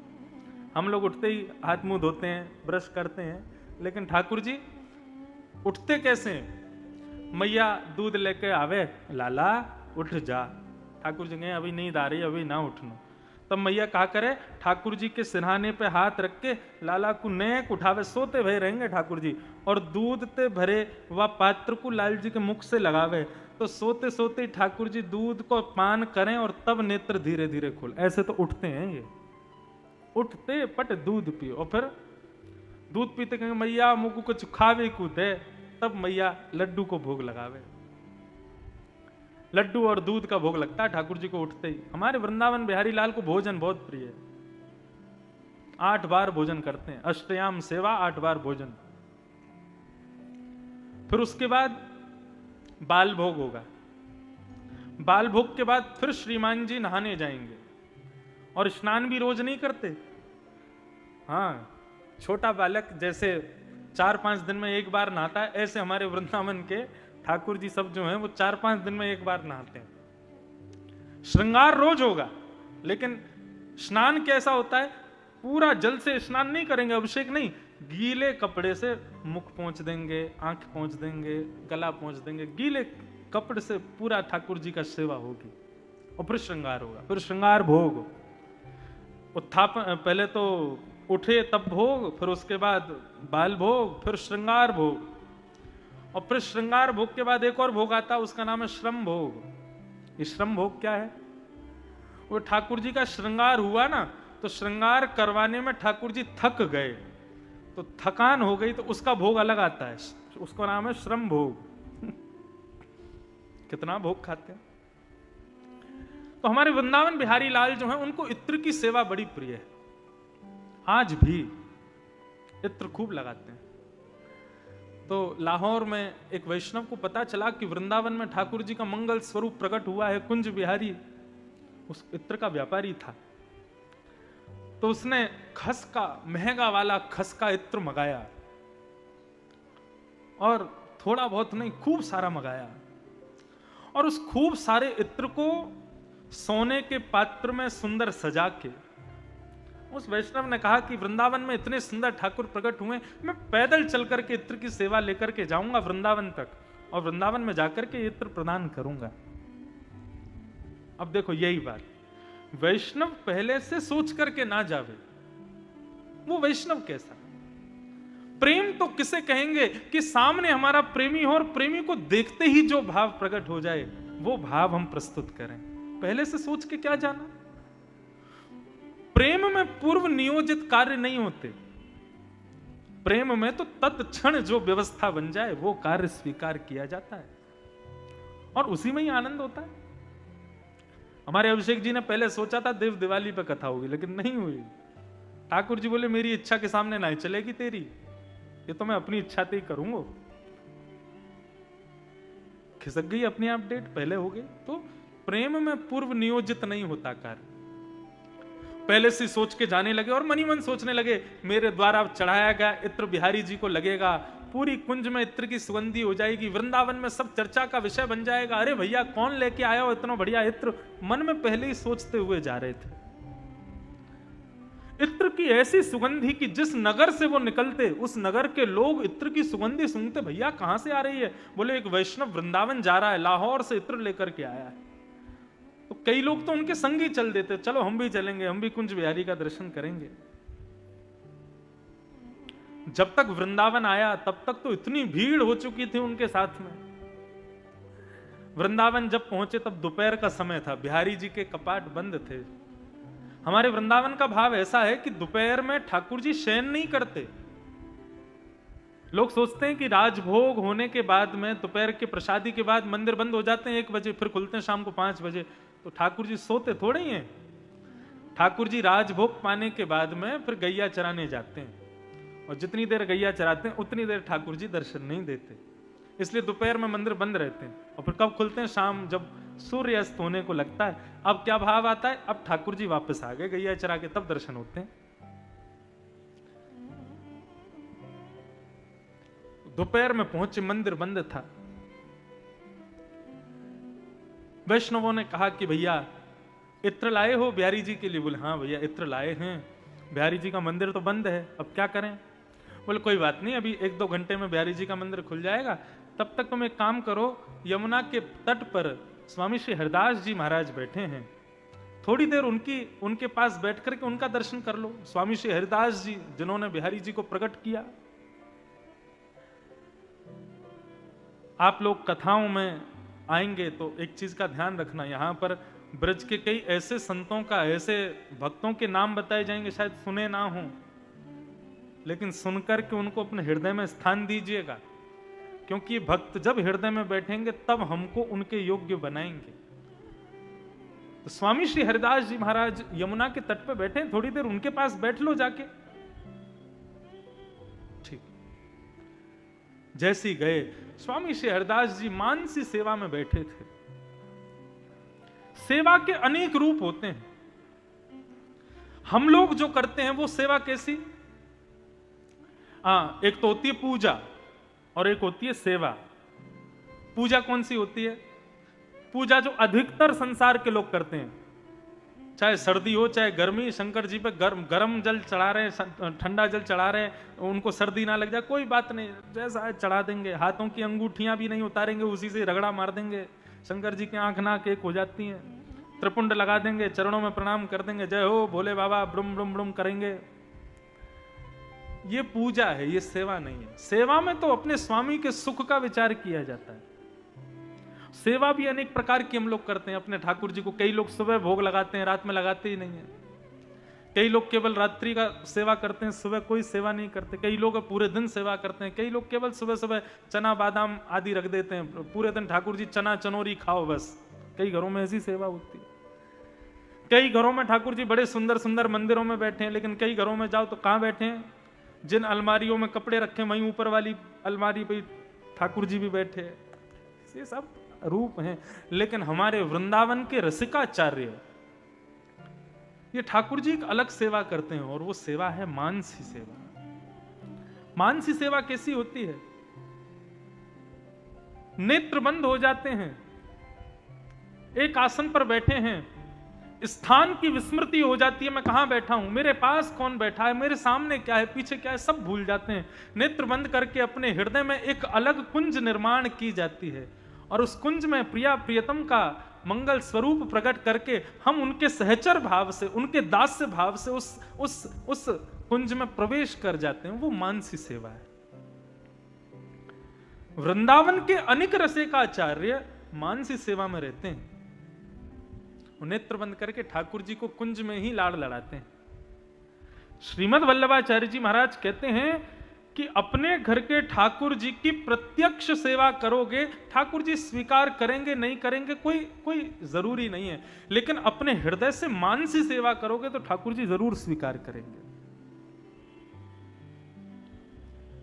वल्लभाचार्य जी पास एक भक्त गया, उसने जाकर के कहा कि महाराज मैं इतना धनवान नहीं हूं कि ठाकुर जी का रोज भोग लगा सकूं, रोज श्रृंगार कर सकूं, रोज उत्सव कर सकूं, मैं क्या करूं, मैं कैसे सेवा करूं? श्रीमद् वल्लभाचार्य कहने लगे, बोले तुम मानसी सेवा करो। बोले मानसी सेवा कैसी होती है? बोले नेत्र बंद करके मन में विचार करो कि ठाकुर जी मेरे सामने बैठे हैं, मैं ठाकुर जी का श्रृंगार कर रहा हूं, ठाकुर जी को स्नान करा रहा हूं, ठाकुर जी का भोग लगा रहा हूं, इस भाव से करो। उसने वही किया, जाकर के बैठ गया और बैठ करके मन में विचार करने लगा, एक सामने चौकी है, चौकी पर ठाकुर जी बैठे हैं, अब चलो मैं इनका स्नान करा रहा हूं, अरे थोड़ा सा गर्म लेके आया हूं, ठाकुर जी को थोड़े से गर्म जल से, उष्ण जल से स्नान करा रहा हूं, अब बढ़िया सुंदर एक वस्त्र से ठाकुर जी के अंग को पोंछ रहा हूं, अब ठाकुर जी के अंग में इत्र लगा रहा हूं, अब ठाकुर जी का सुंदर श्रृंगार कर रहा हूं, वस्त्र पहना रहा हूं। ये सब मन में सोच रहा है, कर नहीं रहा। अरे मेरे ठाकुर जी कितने सुंदर लग रहे हैं, आहा, नजर उतार रहा है। अरे ठाकुर जी को भूख लगी होगी, दूध लेकर के आया, ठाकुर जी को दूध का भोग लगाऊंगा। अरे सादा दूध है, इसमें थोड़ी मिश्री तो डालूं। 1 चम्मच मिश्री डाल दी, 2 चम्मच मिश्री डाल दी, 3 चम्मच मिश्री। अरे मिश्री तो बहुत ज्यादा हो गई। जैसे ही मिश्री निकालने लगा, इतने में ही ठाकुर जी ने उसका हाथ पकड़ लिया। जैसे ही उसका हाथ पकड़ा, उसने नेत्र खोल करके देखा तो सामने प्रत्यक्ष ठाकुर जी खड़े थे उसका हाथ पकड़ करके। उसने कहा, भगवान आप? बोले, मैं इसलिए प्रकट हुआ कि भाई ये बता, तेरी सच की मिश्री लग रही है जो तू उसको निकाल रहा है? तू मन से सोच ही तो रहा था 1 चम्मच 2 चम्मच 3, उसमें भी कंजूसी कर रहा है। श्रीमद् वल्लभाचार्य कहते हैं कि आपकी प्रत्यक्ष सेवा ठाकुर जी भले ही स्वीकार ना करें, लेकिन मानसी सेवा निश्चित लेते हैं। यदि महाशिवरात्रि का पर्व हो, देव दिवाली का पर्व हो, विश्वनाथ के दर्शन ना हो पाए ना, तो गंगा के तट पर बैठ करके जब जब आप विश्वनाथ के सन्मुख गए हो, उन स्मृतियों को नेत्र बंद करके स्मरण कर लेना और श्री गंगा जल का मानसी अभिषेक कर देना। आपको सत्य बताएं, भीतर मंदिर में गए हुए लोगों के अभिषेक को उन्होंने भले स्वीकार ना किया हो, आप बाहर बैठ करके मन से करोगे, उसको स्वीकार करेंगे। ये है मानसी सेवा, मन की सेवा। और हमारे वृंदावन के रसिकाचार्य इसी सेवा में रहते हैं। इस सेवा में रहना बहुत मुश्किल है। क्यों? क्योंकि हम लोग लैला मजनू का सिनेमा देखने वाले, उल्टे सीधे सीरियल देखने वाले, उल्टे सीधे फोन में कार्यक्रम देखने वाले, हम नेत्र बंद करेंगे तो काशी विश्वनाथ नहीं दिखेंगे। करके देख लेना, आंख बंद करके 10 मिनट के लिए भी बैठोगे तो फिर नाचने गाने वाली हीरो हीरोइन ही दिखेंगे, आपको मन को विचलित करने वाली अप्सराएं दिखेंगी, उल्टे सीधे खाने के पदार्थ दिखाई देंगे, ठाकुर जी नहीं दिखेंगे। मानसी सुनने में जितनी सरल है, करने में उतनी कठिन है। तो वो इत्र लेकर के आया और आकर के यमुना के तट पर बैठा तो श्री स्वामी हरदास जी महाराज मानसी सेवा में बैठे थे। उसने जाकर के इत्र स्वामी श्री हरदास जी के सन्मुख रख दिया और ऊपर से ढक्कन और खोल दिया। और वो बिना ढक्कन खोले उसमें से इतनी महक आ रही थी, जैसे ही ढक्कन खोला तो महाराज पूरा वातावरण उस इत्र की सुगंध से सुगंधित हो गया। जितने लोग वहां बैठे थे सब आहा वाह वाह वाह वाह ऐसे आनंद करने लगे। स्वामी श्री हरदास जी महाराज अपनी मानसी में बैठे थे और मानसी में बैठे बैठे उनके चेहरे का आव भाव बदल गया और बदलते ही वो ऐसे हाथ अपना घुमाने लगे और घुमाते ही उनका हाथ पड़ गया उस इत्र के पात्र पर। इत्र के पात्र को तुरंत उठाया और उठा करके यमुना जी में फेंक दिया। इत्र तो फेंका ही फेंका, सोने का जो पात्र था वो भी फेंक दिया और फेंक करके मुस्कुराने लगे, जय हो जय जय श्री राधे, जय जय श्री राधे, श्री कुंज बिहारी कह करके स्वामी श्री हरदास जी आनंदित हो गए। लेकिन वो भक्त क्या जाने कि यहां क्या हुआ था, उसका मन तो बड़ा उदास हो गया। बोले कि मैं इतनी दूर से इतना महंगा इत्र लेकर के और सोने के पात्र में पैदल चल करके आया कि कुंज बिहारी को अर्पित करूंगा, और ये बाबा जी ने मेरा इत्र भी फेंक दिया, मेरा पात्र भी फेंक दिया, कोई कीमत ही नहीं समझी उसकी। उसका मन उदास हो गया। उसी समय सोचने लगा, कुंज बिहारी को प्रणाम करता हूं, वापस चला जाऊंगा, जीवन में कभी नहीं आऊंगा वृंदावन। अरे यहां वस्तु का मोल नहीं जानते लोग। स्वामी श्री हरदास जी के जब नेत्र खुले, नेत्र खोल करके उस बालक को देखा, उसके सिर पर हाथ फेरने लगे। बोले जाओ, दर्शन खुल गए हैं, बिहारी जी का दर्शन कर लो, वैष्णवों का ले जाओ, इनको बिहारी जी का दर्शन कराओ।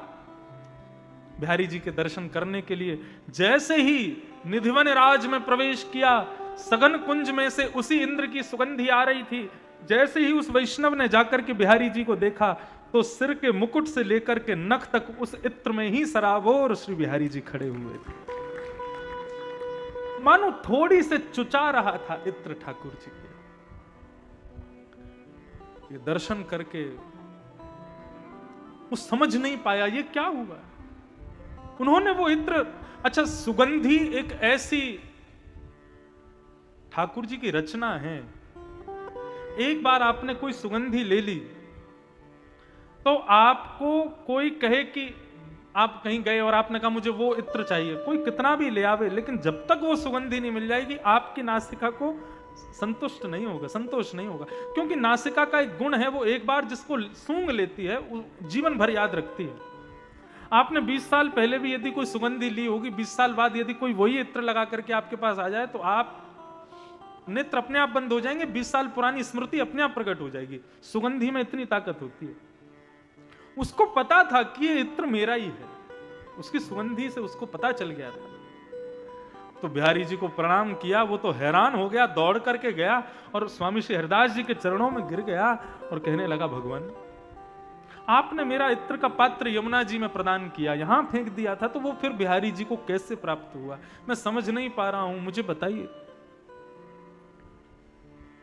स्वामी जी मुस्कुराने लगे और मुस्कुरा करके कहने लगे, बालक जब तुम आए थे ना, उस समय मैं मानसी में बैठा था और मैं मानसी में क्या चिंतन कर रहा था कि प्रिया प्रियतम दोनों होली खेल रहे हैं। और जब होली खेल रहे थे तो ठाकुर जी ने अपनी पिचकारी से ऐसा रंग हमारी श्री जी पे, हमारी किशोरी जी पे, हमारी राधा रानी पे डारो कि राधा रानी की हार है रही। राधा रानी ने तभी सखियन से इशारों किया, बोले कछु ऐसा चटक रंग लेके आओ कि कन्हैया पे डाल दूं, या कि पोशाक, या को मुकुट, या के पामन की जूती सब ऐसी रंग जाए कि खूब धोवे के बाद भी नहीं छूटे, तब हमारी जीत होगी। तब सब सखी खोजवे के काजे गई, ऐसा रंग कहां मिलेगो। तभी तेने इत्र को वो पात्र मेरे सामने ला करके रख दियो और मैंने वो पात्र उठा करके किशोरी जी को दियो और किशोरी जी ने वो बिहारी जी पर छिड़क दियो। बिहारी जी वही इत्र में रंग गए। ये मानसी सेवा है। बोलो कुंज बिहारी लाल की जय। ये मानसी भाव है। कहने का अभिप्राय केवल इतना था बंधुओं। फिर वो जो व्यक्ति थे लाहौर के, वो जीवन भर कभी लाहौर गए ही नहीं लौट के, वो फिर वृंदावन में ही हो गए, वृंदावन के ही रह गए। और जब तक रहे तब तक श्री स्वामी हरिदास जी के कृपा पात्र बन करके रहे, बिहारी जी के चरणाश्रित बन करके रहे। तो कहने का भाव ये था बंधुओं कि जब वैष्णवों से मिलो, जब संतों का दर्शन करो, जब गुरुजनों का दर्शन करो, तो पूर्व विचार करके मत जाना कि मुझे वहां जाके माला पहनानी है, वहां जाके प्रणाम करना, उनसे ये पूछना नहीं। वैष्णवों के तो सन्मुख जाके जो भाव प्रकट हो जाए वही प्रस्तुत करो। संतों से तो देख करके जो मन में प्रश्न हो जाए, सांसारिक ना हो, अपने कल्याण का हो, वो प्रश्न तुरंत कर लो, फिर वो जो दे दें उसको स्वीकार कर लो।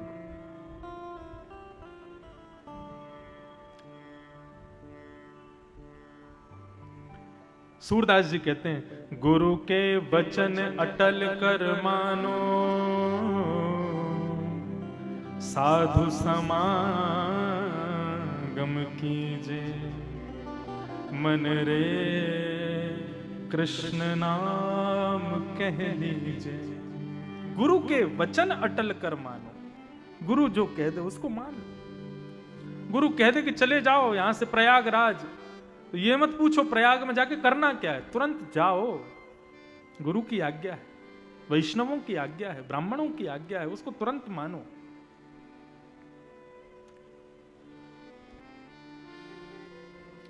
सौनकादि ऋषियों ने सूत जी से प्रश्न किया है, और क्या प्रश्न कर रहे हैं? चिंता मणिर्लोक सुखम सुरद्रुः स्वर्ग संपदम प्रयच्छति गुरुः प्रीतो वैकुंठम योग दुर्लभम। कि श्रेयसां यद्भवेत् श्रेय पावनानां च पावनम् कृष्ण प्राप्ति करम सस्व साधनम तद्वदाधुना। महाराज, हम आपसे पूछना चाहते हैं कि इस घनघोर कलिकाल में कृष्ण प्राप्ति का साधन क्या है? इस कलिकाल में, इस घनघोर कलिकाल में, जहां मानव पर जीने के लिए भी समय नहीं है, श्वास लेने का भी समय नहीं है, इस कलयुग में भगवत प्राप्ति कैसे हो, श्री कृष्ण प्राप्ति कैसे हो, श्रेष्ठ से श्रेष्ठ, पवित्र से पवित्र उपाय बताइए। तब श्री सूत जी महाराज कहते हैं कि काल व्याल मुखग्रास त्रास निर्णास हेतवे श्रीमद्भागवतम शास्त्रम कलौ कीरेण भाषितम। इस कलिकाल में केवल एकमात्र श्रीमद् भागवत शास्त्र ही उपाय है जिससे कृष्ण प्राप्ति अति शीघ्र हो सकती है। बंधुओं, भागवत क्या है? श्रीमद् भागवत श्रृंगार पेटी है। और आप सब नव दुल्हन हो, जितने भी यहां बैठे। और व्यास कौन है? बोले श्रृंगारी है। ये जितनी दुल्हन सामने श्रोता के रूप में बैठी हैं, इन सबका श्रृंगार करने के लिए श्रृंगार पेटी लेकर के एक श्रृंगारी बैठा है और सबका श्रृंगार कर रहा है। श्रृंगारी श्रृंगार तो करेगा, लेकिन श्रृंगार करवाने वाले को चाहिए उस समय सतर्क रहे, सावधान रहे, एक आसन में रहे, ज्यादा हिले डुले ना, अपना श्रृंगार अच्छे से करवावे। जितने प्रोडक्ट्स, जितने श्रृंगार के आइटम वो लगा रहा है, सबको लगवावे। कहने का मतलब, जितनी बातें यहां से, जितने सूत्र यहां से, जितने भाव यहां से श्रृंगार के रूप में कहे जा रहे हैं, उन सबको अपने ऊपर लागू करवावे। तब क्या होगा? तुम ऐसी दुल्हन बनोगे कि तुमको स्वीकार करने के लिए साक्षात दुल्हा राजा प्रकट हो जाएंगे। भागवत तो श्रृंगार पेटी है और आप सब अपना श्रृंगार करवाने यहां आए हो। क्यों? ताकि हम में से किसी का वर्ण वो कर लें, किसी एक को वो चुन लें या सबको चुन लें। वो तो 16,108 ब्याह करने लायक हैं, उनके तो महिमा अनंत, वो किसी को भी स्वीकार कर सकते हैं। हमारे ब्रज परंपरा में एक कथा आती है। आपके काशी के गोस्वामी तुलसीदास जी के एक भैया थे, उनका नाम था नंददास। नंददास जी जो थे वो थे हमारे श्याम सुंदर के सखा, और गोस्वामी तुलसीदास जी जो थे वे थे राम जी के अनन्योपासक।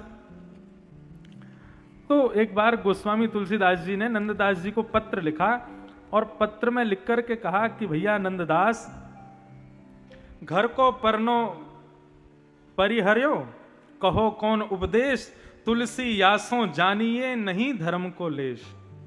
पत्र में लिख करके अपने भैया नंददास जो गोवर्धन में रहते थे, उनको लिख करके कहा कि भैया, हम चाकर रघुनाथ के, जन्म जन्म के दास, रूप माधुरी मन हरो, डार प्रेम की फांस। बोले तुमने बहुत गलती कर दी है, तुमने रघुनाथ जी की शरण क्यों छोड़ी? तुम कृष्ण के सखा क्यों बन गए? तुम कृष्ण के उपासक क्यों बन गए? हमारे तो जन्म जन्मांतर से रघुनाथ जी हमारे स्वामी हैं, उनको छोड़ के तुम वहां क्यों चले गए टेढ़ी टांग वाले के पास? तो नंददास जी उल्टा उनको पत्र लिख करके भेजते हैं। बोले हम चाकर रघुनाथ के, हम ऐसा नहीं कहते कि हम रघुनाथ जी के सेवक नहीं, हम सेवक तो हैं, जन्म जन्म के दास, दास तो हम उनके हैं ही हैं, लेकिन क्या करें, रूप माधुरी मन हर्यो। राम जी के हम दास हैं, लेकिन या कन्हैया की रूप माधुरी ने ऐसा मन अपनी ओर खींच लियो है, उनका नाम ही है कृष्ण। कृष्ण का मतलब क्या है? जो अपनी ओर कर्षण करे, आकर्षित करे, उसी का नाम कृष्ण है। इसमें हमारी गलती नहीं है भैया, हम तो इनकी शरण में आनंद से हैं। अच्छा, ऐसा नहीं था कि तुलसीदास जी और नंददास जी लड़ रहे हैं, ये आनंद में दोनों का संवाद हो रहा था।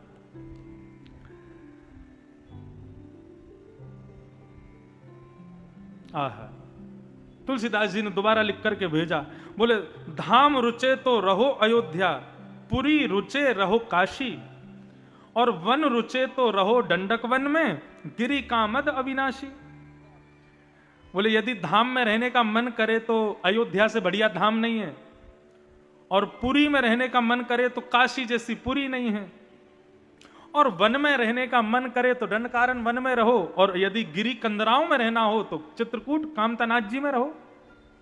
नंददास जी ने उल्टा पत्र लिख करके भेजा, बोले जो गिरी रुचे तो रहो गोवर्धन, अगर गिरी रुचे तो रहो गोवर्धन, गांव रुचे तो बसो नंद गांव में, नगर रुचे तो बसो मधुपुरी, शोभा सागर अति अभिराम, सरिता रुचे तो बसो श्री यमुना तट, सकल मनोरथ पूरन काम, नंद दास कानन रुचे तो बसो भूमि वृंदावन धाम।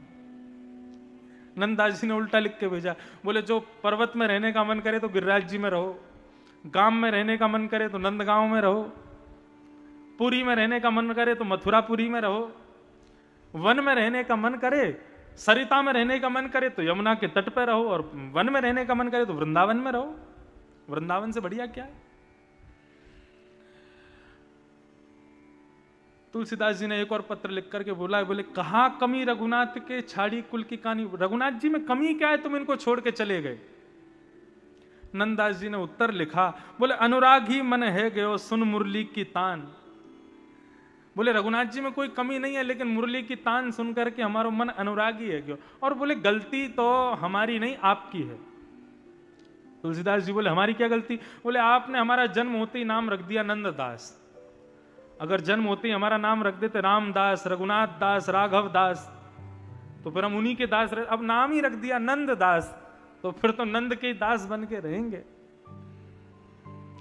हमारे ब्रज के एक परम संत हुए, भागवत और राम कथा के बड़े अच्छे विद्वान, वे गाते हैं, दास रघुनाथ का नंद सुत का सखा, कुछ इधर भी रहा कुछ उधर भी रहा। बोले एक रघुनाथ जी के दास बन के मत रहो, एक नंद के ही दास बन के मत रहो, दोनों के दास बन जाओ। और इन दोनों के दास पता है कौन है?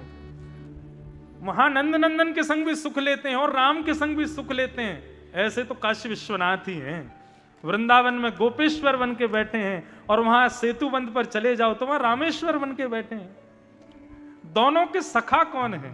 बोले यही हैं, राम इनके हृदय हैं तो कृष्ण इनकी आत्मा है। बिंदु जी का ये पद सब लोग गाओ, दास रघुनाथ का नंद सुत का सखा, कुछ इधर भी रहा कुछ उधर भी रहा।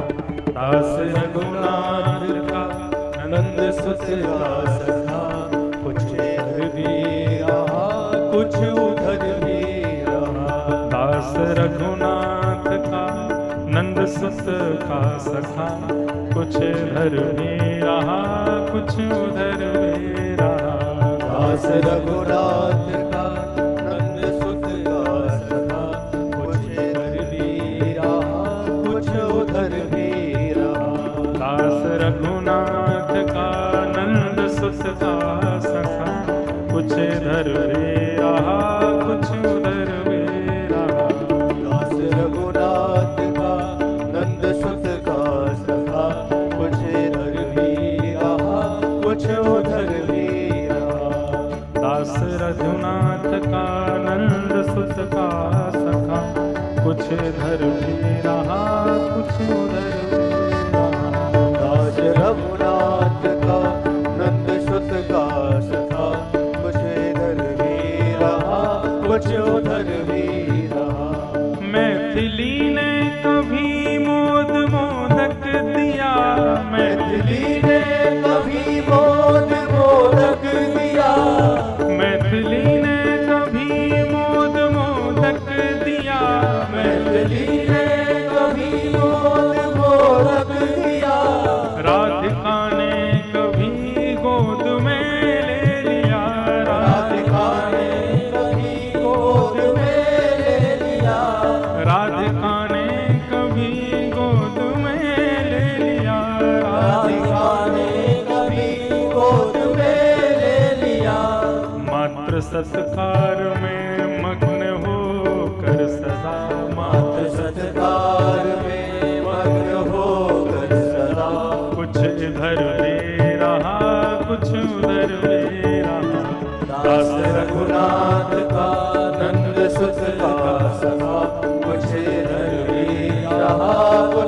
उधर भी रहा।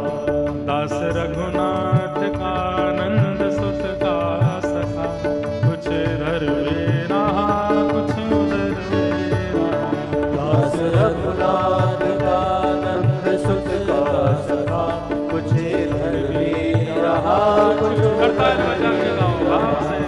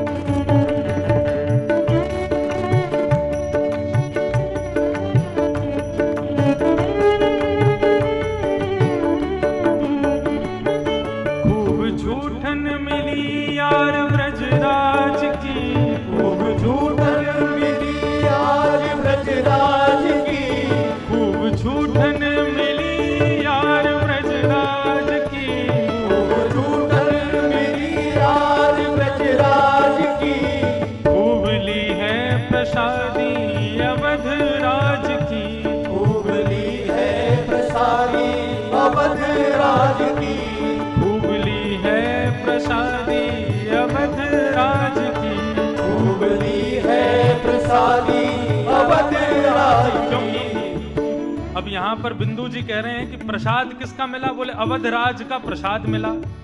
और झूठन किसकी मिली? बोले यार ब्रजराज की।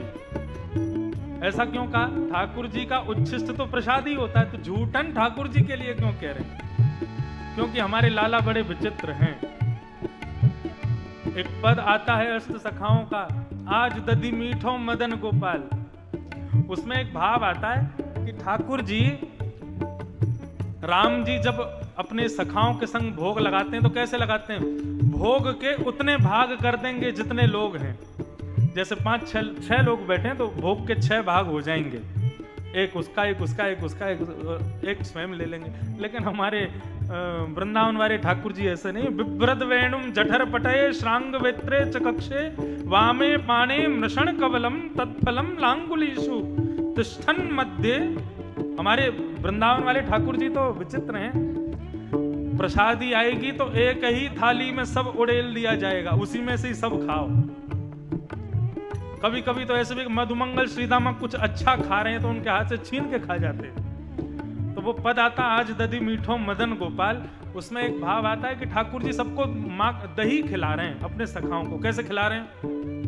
हाथ से लेकर के दही खिलाते जा रहे हैं। और फिर जब कोई लेने वाला थोड़ी देरी कर देता तो जो हाथ में दही लगा उसको खुद ही चाट जाते हैं, और वो खुद ही चाट के छूटे हाथ से फिर से दही लेके दूसरे को खवा देते हैं। सबको दही खवा दिया, अब दही बचा नहीं। लेकिन 2-3 सखाए बोले लाला हमें तो दही मिलो नहीं। तो फिर पद में भाव आता है, जो नहीं पायो सुनो मेरे भैया। जिसको दही नहीं मिला है वो क्या करो? बोले मेरी हथेली चाट, आओ आके मेरी हथेली चाट लो। एक तो होता अपनी हथेली खुद चाटो, लेकिन नहीं, ठाकुर जी तो अपनी हथेली सखान के आगे कर दे, लो चाट लो, या मैं जितना लोग सब साफ कर दो, कहीं से रह नहीं जाए नेक भी।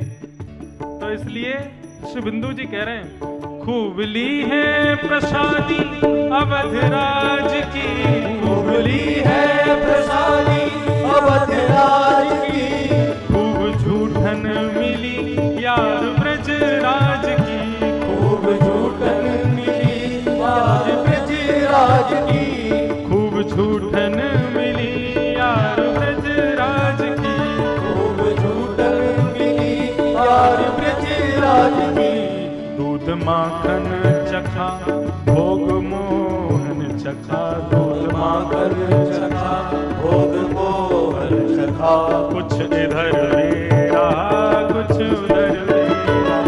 दास रघुनाथ का नंद सुत का सखा, कुछ इधर भी रहा कुछ उधर भी रहा।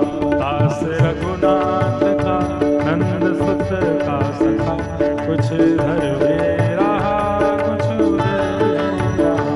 दास रघुनाथ का नंद सुत का सखा, कुछ इधर भी रहा कुछ उधर भी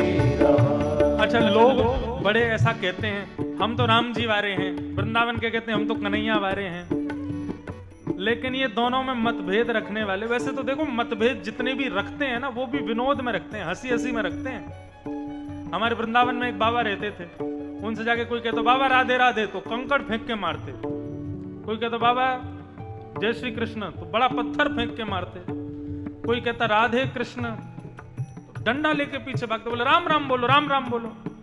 किसी ने जाकर के बाबा से कहा बाबा आप इतना भेद क्यों करते हो, राम कृष्ण कोई अलग थोड़े ही है, राम कृष्ण दो एक हैं, और आप कहते हो राम राम बोलो, कृष्ण बोलने पर कंकड़ फेंक के मारते हो। बोले अरे मैं कहता हूं राम राम बोलो, रा मतलब राधा, माँ मतलब माधव, दोनों का नाम एक साथ बोलो, अलग अलग मत बोलो, इसलिए राम राम बोलो। भेद क्यों रखो, दोनों का नाम गाओ। श्री बिंदु जी महाराज कहते हैं कोई नर या इधर या उधर ही रहा, कोई नर या इधर या उधर ही रहा, कोई नर या इधर या उधर ही रहा, कोई नर या इधर या उधर ही रहा, कोई नर ना इधर ना उधर ही रहा, कोई नर ना इधर ना उधर ही रहा, कोई नर ना इधर ना उधर ही रहा, कोई नर ना इधर ना उधर ही रहा। पर बिंदु जी कहते हैं बिंदु दोनों तरफ ले रहा है मजा, बिंदु दोनों तरफ ले रहा है मजा, बिंदु दोनों तरफ ले रहा है मजा, बिंदु दोनों तरफ ले रहा है मजा, कुछ इधर ले रहा कुछ उधर ले रहा, बिंदु दोनों तरफ ले रहा है मजा, कुछ इधर ले रहा कुछ उधर ले रहा। दास रघुनाथ का नंद सुत का सखा, कुछ इधर ले रहा कुछ उधर ले रहा, दास रघुनाथ का नंद सुत का सखा, कुछ इधर ले रहा कुछ उधर ले रहा, वो कुछ इधर ले रहा कुछ उधर ले रहा, कुछ इधर ले रहा कुछ उधर ले रहा, कुछ इधर ले रहा कुछ उधर ले रहा, कुछ इधर ले रहा कुछ उधर ले रहा। दोनों में जो सुख लेवे वो परमानंदी है। और ऐसे परमानंदी कौन है? हमारे काशी विश्वनाथ दोनों तरफ आनंद लेते हैं, वहां ब्रज का भी सुख लेते हैं और अवध का भी सुख लेते हैं, दोनों में सुख लेते हैं, कोई भेद थोड़ा ही है। केवल वही बात है, एक ही ठाकुर जी की दो लीला है, एक मर्यादा की लीला है और एक लीला ही लीला है, दोनों भाव। इस कलिकाल में कृष्ण प्राप्ति का एकमात्र साधन श्रीमद् भागवत है। और भागवत क्या है?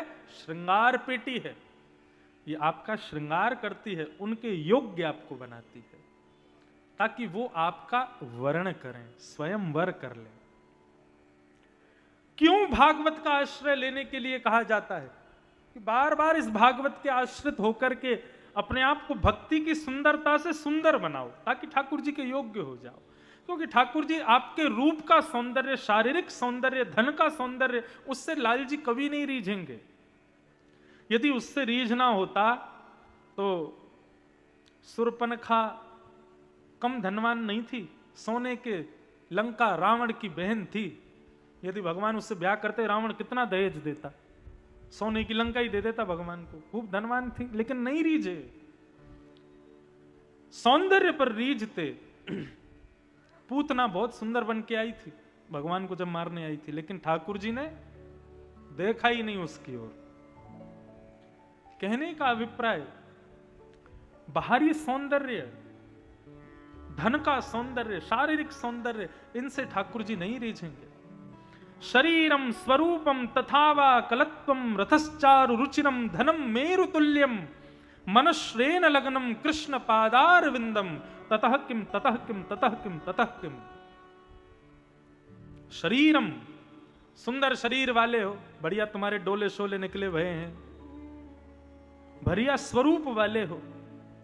तथावा कलत्वम, सुंदर तुम्हारी पत्नी है, शरीर सुंदर, रूप सुंदर, पत्नी सुंदर, और रथश्चार रुचिरम, खूब सारे तुम्हारे घर पर गाड़ियां हैं, और धनम मेरु तुल्यम, मेरु पर्वत के समान तुम्हारे पास धन है।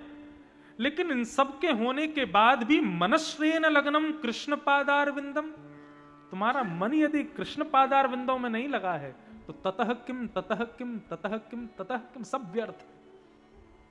धनवान रावण खूब था, और आपको एक बात कहूं, रावण रूपवान भी था।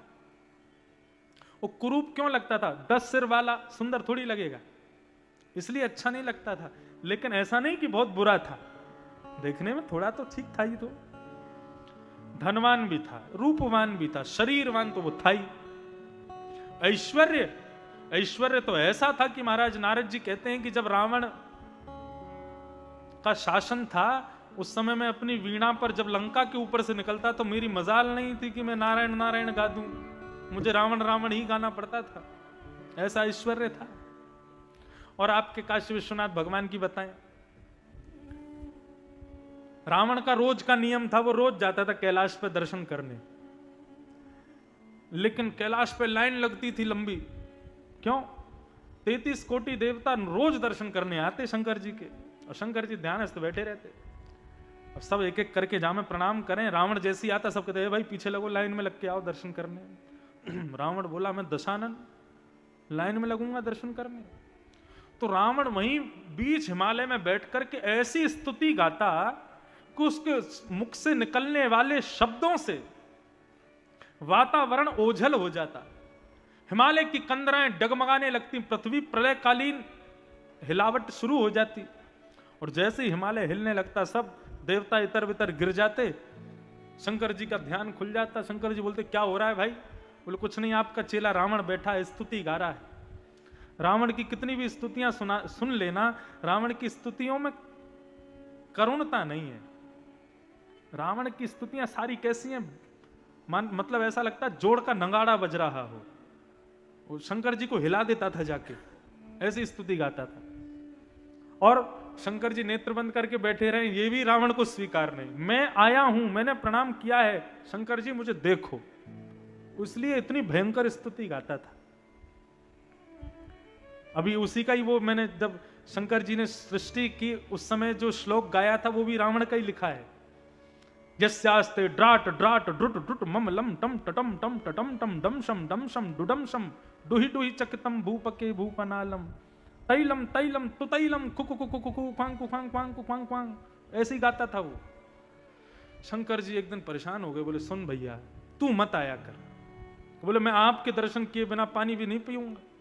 बोले मैं आ जाऊंगा लंका तुझे दर्शन देने, मैं आ जाएगा, तू मत आया कर यहाँ पे। काशी विश्वनाथ रोज जाते सुबह, लंका में उसको दर्शन देते, फिर आके यहाँ भक्तों को दर्शन देते। तो रावण के पास में यश भी था, ऐश्वर्य भी था, वैभव भी था, स्वरूप भी था, शरीर भी था। तथावा कलत्वम, पत्नी भी अच्छी थी, मंदोदरी, हाँ अच्छी थी वो भी। हनुमान जी जब सीता जी का परिचय ढूंढने के लिए गए, एक बार मंदोदरी को देख के चकित हो गए, कहीं ये तो नहीं है सिया जी, इतनी सुंदर मंदोदरी। तो मंदोदरी भी सब कुछ था, लेकिन क्या नहीं था रावण के पास? बोले मनश्रेन लग्नम राम चरणार विंदम, मनश्रेन लग्नम कृष्ण पादार विंदम ततः किम, सब व्यर्थ हो गया, सब बर्बाद हो गया, 2 मिनट में जल करके राख हो गया सब कुछ। इसलिए भैया हमारे शास्त्र आज्ञा करते हैं, सुंदर शरीर है तो शरीर का गुणगान कब, शरीर की महिमा कब? जब उस शरीर से नाथ की सेवा हो। सुंदर स्वरूप है, लेकिन उस स्वरूप को प्राप्त करना तुम्हारे लिए सौभाग्यवंत कब? जब उस स्वरूप से ठाकुर जी का नित्य दर्शन हो। सुंदर पत्नी है, लेकिन उसको प्राप्त करने का फायदा कब? बोले उससे भी ठाकुर जी की सेवा करवाओ। सुंदर धन है तो उसको प्राप्त करने का फायदा क्या? जब तक उससे कथाएं नहीं करवाओ, सुंदर यज्ञ नहीं करवाओ, ठाकुर जी की सेवा ना करो। जो भी श्रेष्ठ तुमको प्राप्त है उससे ठाकुर जी के चरणों में उसको अर्पित करो, तब उसके योग्यता है, तब उसका जो भाव है वो अच्छा है। नहीं तो ततः किम ततः किम ततः किम ततः किम, सब व्यर्थ है।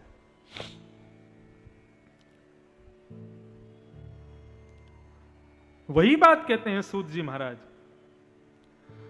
कि आप सब लोगों ने जो ये कृष्ण प्राप्ति का मार्ग पूछा, उसके लिए श्रीमद् भागवतम शास्त्रम कलौकीरेण भाषितम। श्रीमद् भागवत रूपी शास्त्र वो आपको कृष्ण प्राप्ति करा देगा, उसका आश्रय ले लो। जन्मांतरे भवेत पुण्यम तदा भागवतम लभेत। हम लोग यहां बैठे हैं, काशी में बैठ के कथा सुन रहे हैं, हमको लग रहा कि हम बस अपने घर से चल के आ गए और बैठ गए कथा सुनने लगे। इतना आसान नहीं था यहां आना। यहां आने के लिए आपने इस जन्म नहीं, ना जाने कितने जन्मों में पुण्य किए, उन सब का पुण्य इकट्ठा हुआ, उसके फल के रूप में आप यहां आए हो। ये साधारण लग रहा है हमें, लेकिन ये है नहीं साधारण। काशी में लाखों लोग रहते हैं, सब क्यों नहीं आ गए? क्योंकि ऐसा भी कह लो, ठाकुर जी का निमंत्रण नहीं है, यहां वही आए जिनको आमंत्रण है। ठाकुर जी चाहते हैं कि सुने, वही आ पाए। और ठाकुर जी किसी को आमंत्रण दें तो सोच लेना उसका कितना पुण्य होगा। श्रीमद् भागवत। और ऐसा भी नहीं है कि भागवत सबको सरल है, बोले सुराणाम अपि दुर्लभम, देवताओं को भी दुर्लभ है। देवताओं को दो चीज दुर्लभ हैं, पहली तो भागवत की कथा और दूसरी तक्रम सकृश्च दुर्लभ, छाछ। ये भी देवताओं को नहीं मिलती। छाछ से बनी कढ़ी देवताओं को भोग लग जाती है, लेकिन कई की जगह कढ़ी का भी भोग नहीं लगता, लेकिन छाछ का भोग नहीं लगता। छाछ देवताओं को दुर्लभ है। क्यों? देवता रहते हैं स्वर्ग में, और स्वर्ग में कभी कोई भी वस्तु बासी नहीं होती, और जब तक दूध बासा नहीं होगा तो छाछ बनेगी कैसे? इसलिए देवताओं को पीने को नहीं मिलती। श्रीमद् भागवत और छाछ, ये दो तो उन्हीं को मिलती है जिन पर ठाकुर जी की कृपा हो। सौनकादि ऋषि सब कहने लगे, बोले ऐसा कैसे हो सकता है, देवताओं को दुर्लभ कैसे हो सकती है भागवत? तब कथा सुनाई कि बोले एक बार जब शुकाचार्य जी परीक्षित को कथा सुना रहे थे, तब देवताओं ने मन में विचार किया, परीक्षित को 7 दिन में मरने का श्राप लगा है, परीक्षित अपने श्राप के भय के कारण कथा सुन रहे हैं, तो हम एक काम करते हैं, स्वर्ग का अमृत ले जाकर के परीक्षित को पिला देते हैं और उसके बदले भागवत की कथा हम सुन के आ जाएंगे। सुखदेव जी कथा सुना रहे थे, इतने में ही देवता प्रकट हो गए। देवताओं को देख करके सुखदेव जी ने स्वागत किया, बोले अरे इतने सारे देवता आए हैं, आप सब कैसे आए, क्या कारण आने का? कथा सुनने आए हैं तो बैठ जाइए। देवता बोले हम कथा सुनने आए हैं, लेकिन किसी के बदले सुनने आए। बोले मतलब? बोले हम चाहते हैं कि ये अमृत का कलश जो है ये हम दे दें परीक्षित को, परीक्षित अमृत पी लेगा तो उसको 7 दिन में मरना ही नहीं पड़ेगा, अमृत पीने वाले की मृत्यु नहीं होती। और जो भागवत की कथा परीक्षित को सुना रहे हो वो आप हमको सुना दो। परीक्षित जी को गुस्सा आ गया, मन में विचार करने लगे, तुम लोग साधारण रूप से कहते कि हमें कथा सुना दो तो मैं सुना देता, लेकिन तुम यहां पर खरीदने आए हो कथा को अमृत के बदले। मुझसे कह रहे हो कि इसको अमृत दे देते हैं, इसके बदले हमें कथा। अच्छा,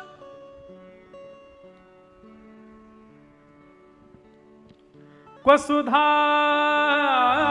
क्व कथा लोके क्व काच क्व मणिर्महा ब्रह्मरातो विचार्येवं तदा देवान् जहासः। सुखदेव जी महाराज कहने लगे, भैया हीरा व्यापारी के पास में जाकर के कांच के बदले हीरा मांगोगे तो क्या मिलेगा? डंडा मिलेगा। कांच के बदले हीरा खरीदा जा सकता है? अरे तुम कहां ये अमृत रूपी कांच लेकर के आए और बदले में चाहते क्या हो? श्रीमद् भागवत रूपी हीरा नहीं मिलेगा। न ददौ स कथामृतम, नहीं सुनाई। सुखदेव जी ने कहा चले जाओ यहां से, इसके बिना आते, अमृत के बिना तो तुम्हें देता। और तुम अमृत कलश लेके आए हो। अमृत बंधुओं साधारण नहीं है, लेकिन श्रीमद् भागवत के वक्ता ने अमृत को भी भागवत के सन्मुख विराजमान नहीं होने दिया। क्यों? क्योंकि इसके योग्य नहीं है वो। अमृत साधारण क्यों नहीं है? आप सब जानते हैं, देवासुर संग्राम हुआ था, उसके बाद में पर्वत को सागर में विराजमान किया गया, बासुकी नाग को रस्सी बनाया गया, एक तरफ दैत्य दूसरी तरफ 33 कोटि देवता, सबने मिलकर के मंथन किया, तब भी अमृत प्रकट नहीं हुआ। भगवान ने कच्छप रूप धारण किया, पीछे नीचे समुद्र में जाकर के पर्वत को अपनी पीठ पर धारण किया, तब मंथन हुआ, उसमें से अनेक रत्न निकले, विष भी निकला जिसको महादेव पी गए। इतना सब कुछ हुआ तब जाकर के अंत में अमृत प्रकट हुआ। वो अमृत साधारण है, लेकिन विचार करो, जिस अमृत के लिए महादेव विष पी गए, जिस अमृत के लिए नारायण कश्यप बन गए, वो कछुआ बन गए, कच्छप अवतार धारण कर लिया, जिस अमृत के लिए देवता और दैत्यों ने कितना प्रयास किया, उस अमृत को शुक्राचार्य जी ने स्वीकार नहीं किया। क्या कि ये भागवत के योग्य नहीं है, इसको ले जाओ यहां से, कांच के समान है। तो विचार करो, आप लोग जिस पंडाल में बैठे हो, जिसके सामने बैठे हो, मैं श्रेष्ठ नहीं हूं, मैं तो आपकी तरह साधारण हूं। श्रेष्ठ तो ये जिनके सन्मुख बैठे हो, ये साधारण नहीं है। अमृत को भी लाइन लगानी पड़ती है, अमृत भी तपस्या कर रहा है कि मुझे भी कभी कथा में प्रवेश मिले, मैं भी कभी कथा सुन सकूं। तो सोचो हमारा पुण्य कितना होगा जो हम यहां बैठे हैं।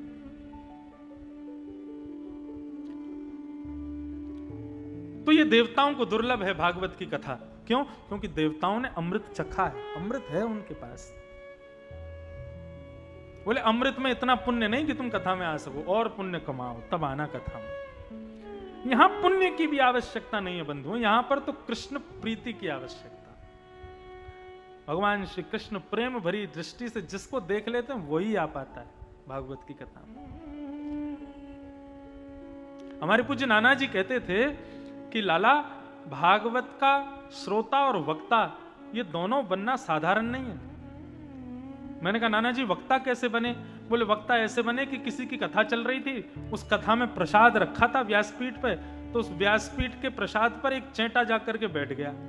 उस चेंटा को देख करके व्यास जी ने उसको छिड़का दिया, वो दूर जाकर के चेंटा गिर गया, वही अगले जन्म में व्यास बन गया वो चेंटा।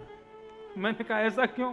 बोले क्योंकि उसने जीव से प्रसाद चखा, और जितनी देर वो प्रसाद चख रहा था उतनी देर कथा के शब्द उसके कान में जा रहे थे, और फिर अंत में मृत्यु भी किससे हुई? बोले कथा करने वाले व्यास ने छिड़का दिया। तो इसलिए अंते या मति सा गति, अंत में जैसी मति होगी वैसी गति होती है। तो अंत में व्यास के द्वारा ही उनका उद्धार हुआ, कथा के प्रसाद को ही जीभ पर लिया, कानों में भी कथा गई, इसीलिए वो अगले जन्म में व्यास बन गया। मैंने कहा तो हम पूर्व जन्म के चेटा हैं? बोले हाँ। बोले कथा करने वाला व्यास वो जिस मार्ग से चलता है, गलती से उसके चरणों के नीचे यदि कोई चींटी चींटा भी आ जाते हैं, छोटे मोटे कीड़े मकोड़े भी यदि आ जाते हैं, यहाँ पर इतने सारे कुछ ना कुछ जीव जंतु तो होंगे ही, वो सब कथा रस ले रहे होंगे, यहाँ पर प्रसाद बटेगा उसमें भी थोड़ी देर बैठेंगे ही, जब मृत्यु होगी तो वही वक्ता बन जाएंगे। ये कोई शास्त्रीय प्रमाण नहीं दे रहा हूं मैं, हमारे नाना जी का मन का भाव है। मैंने कहा और श्रोता? बोले श्रोता तो बड़े कृपा से बनते हैं। मैंने कहा इन पर क्या कृपा हुई? बोले जब तुलसीदास रहे होंगे, जब सूरदास रहे होंगे, तब जिस गली से तुलसीदास सूरदास आदि जैसे भक्त निकलते रहे होंगे, ये कथा में आने वाले श्रोता उस काल में उसी गली के कोई घर में रहते होंगे, कभी जभी सब्जी लेने के लिए या किसी काम से अपने घर से निकलते होंगे, सामने से सूरदास की दृष्टि, तुलसीदास की दृष्टि, मीराबाई की दृष्टि, ऐसे परम वैष्णवों की दृष्टि इन लोगों पर पड़ जाती होगी, उसका ही फल इनको मिलता है कि इनको अगले जन्म में भागवत की कथा सुनने को प्राप्त होती है। हमारे पूज्य नाना जी कहते थे। तो सोचो, कथा कहने वाला तो चेंटा बन के आता है, और श्रोता पर तो किसी वैष्णव ने, बोले किसी वैष्णव के चरण में बैठने वाले की गति तो ना जाने क्या होगी, वैष्णव की दृष्टि पड़ जाए तो उसको अगले जन्म में सत्संग प्राप्त होता है। इसलिए सदा वैष्णवों के सन्मुख रहो, वैष्णवों के संग रहो। अष्ट सखा गाते हैं ठाकुर जी आपको अपना बनाएंगे ये कैसे पता चले? बोले गिरधर जब अपनों करी जाने, कब जानो? बोले ताको मन भक्तन की सेवा, जिसका मन भक्तों की सेवा में ज्यादा रहे। ठाकुर जी की सेवा करते करते पता चले वृंदावन से कोई आए तो ठाकुर जी को आधी सेवा में ही कहो, लाल जी ने एक देर बैठो, ब्रज से कोई आया पहले उससे मिल के आऊं। ऐसी भक्तों के प्रति जिसकी ज्यादा निष्ठा है, ठाकुर जी कहते हैं वो मेरा है, उसको मैंने अपना माना है। मुझसे भी ज्यादा वैष्णवों की सेवा में जिसकी रुचि हो वो मेरा प्रिय है। तो हम आप सब लोगों पर तो अमृत से भी ज्यादा कृपा हुई है जो हमें कथा प्राप्त है। ऐसी भागवत की कथा। सौनकादि ऋषियों ने पूछा कि महाराज ये भागवत की कथा सबसे पहले किसने किसको सुनाई? तब कहा कि भागवत की कथा सबसे पहले सनक सनंदन सनातन सनत कुमारों ने श्री नारद जी को सुनाई। सौनकादि ऋषियों ने प्रश्न किया ये तो संभव नहीं हो सकता। बोले क्यों नहीं हो सकता? बोले नारद जी को तो श्राप है, वो एक जगह बैठे ही नहीं सकते और कथा सुनने के लिए तो 7 दिन बैठना पड़ता है, और ये कैसे संभव हुआ? तब पूरी कथा सुनाई। बोले कि एक बार एकदा हि विशालायां चत्वार ऋषयो मलाः सत्संगार्थं समायात तत्र तत्र नारद। बद्रीनाथ चलिए। एक बार की बात है, बद्रीनाथ में चत्वारी, ये चारों भगवान के प्रथम अवतार हैं, सनक सनंदन सनातन सनत कुमार। इन चारों पर भी महादेव की नहीं जगदम्बा की कृपा हुई, तब ये चारों रसिक बने। सनक सनंदन सनातन सनत कुमार ये चारों 24 घंटे कथा ही करते रहते हैं। कैसे हैं? 4 भाई हैं, तो एक भाई तो बैठ करके कथा सुनाते हैं और 3 भाई बैठ करके सुनते हैं। और जब एक भाई की कथा पूरी हो जाती है तो वो अपनी व्यासपीठ से उतर के नीचे आके बैठ जाते हैं, फिर दूसरे भाई आकर के वो कथा सुनाते हैं, उनकी पूरी होती फिर तीसरे भाई आते हैं। ऐसे ही इनका चक्र चलता रहता है, आपस में एक दूसरे को ही कथा सुनाते रहते हैं। और कथा कैसे सुनाते हैं? आंख बंद करके कथा सुनाते हैं और बाकी के भाई आंख बंद करके कथा सुनते हैं। एक बार महादेव जा रहे थे, संग में पार्वती जी जगदम्बा अन्नपूर्णा वो भी संग में चल रही थी।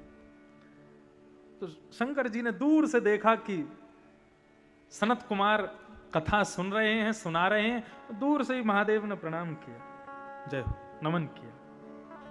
पार्वती जी ने देखा ये भोलेनाथ कहां प्रणाम कर रहे हैं, हम भी प्रणाम करें। तो जैसे प्रणाम करने लगी तो क्या देखा, चारों बिल्कुल मेरुदंड सीधा करके, मुखमंडल ऊपर करके, नेत्र बंद करके कथा सुन रहे हैं। पार्वती जी को लगा महादेव प्रणाम कर रहे हैं, महादेव झुक करके शीश झुका के नमन कर रहे हैं, और ये चारों देखो कैसे डंडे की तरह भांति खड़े होकर के बिल्कुल, और जो है एक बार भी सिर नहीं झुका रहे हैं। अरे महादेव प्रणाम कर रहे हैं, तुम कथा में व्यस्त हो, ठीक है मान लिया, थोड़ी देर सर ही झुका दो, थोड़ा दूर से ऐसे ही कर दो, जाओ हम श्राप देती हैं, तुम चारों ऊंट हो जाओ। अच्छा एक बात मुझे कभी कभी लगती है, पहले जब ये श्राप का जमाना था ना, ऐसा नहीं था कि कोई श्राप देता होगा, एक आध दो का कोई देते होंगे, बाकी तो किसी के मन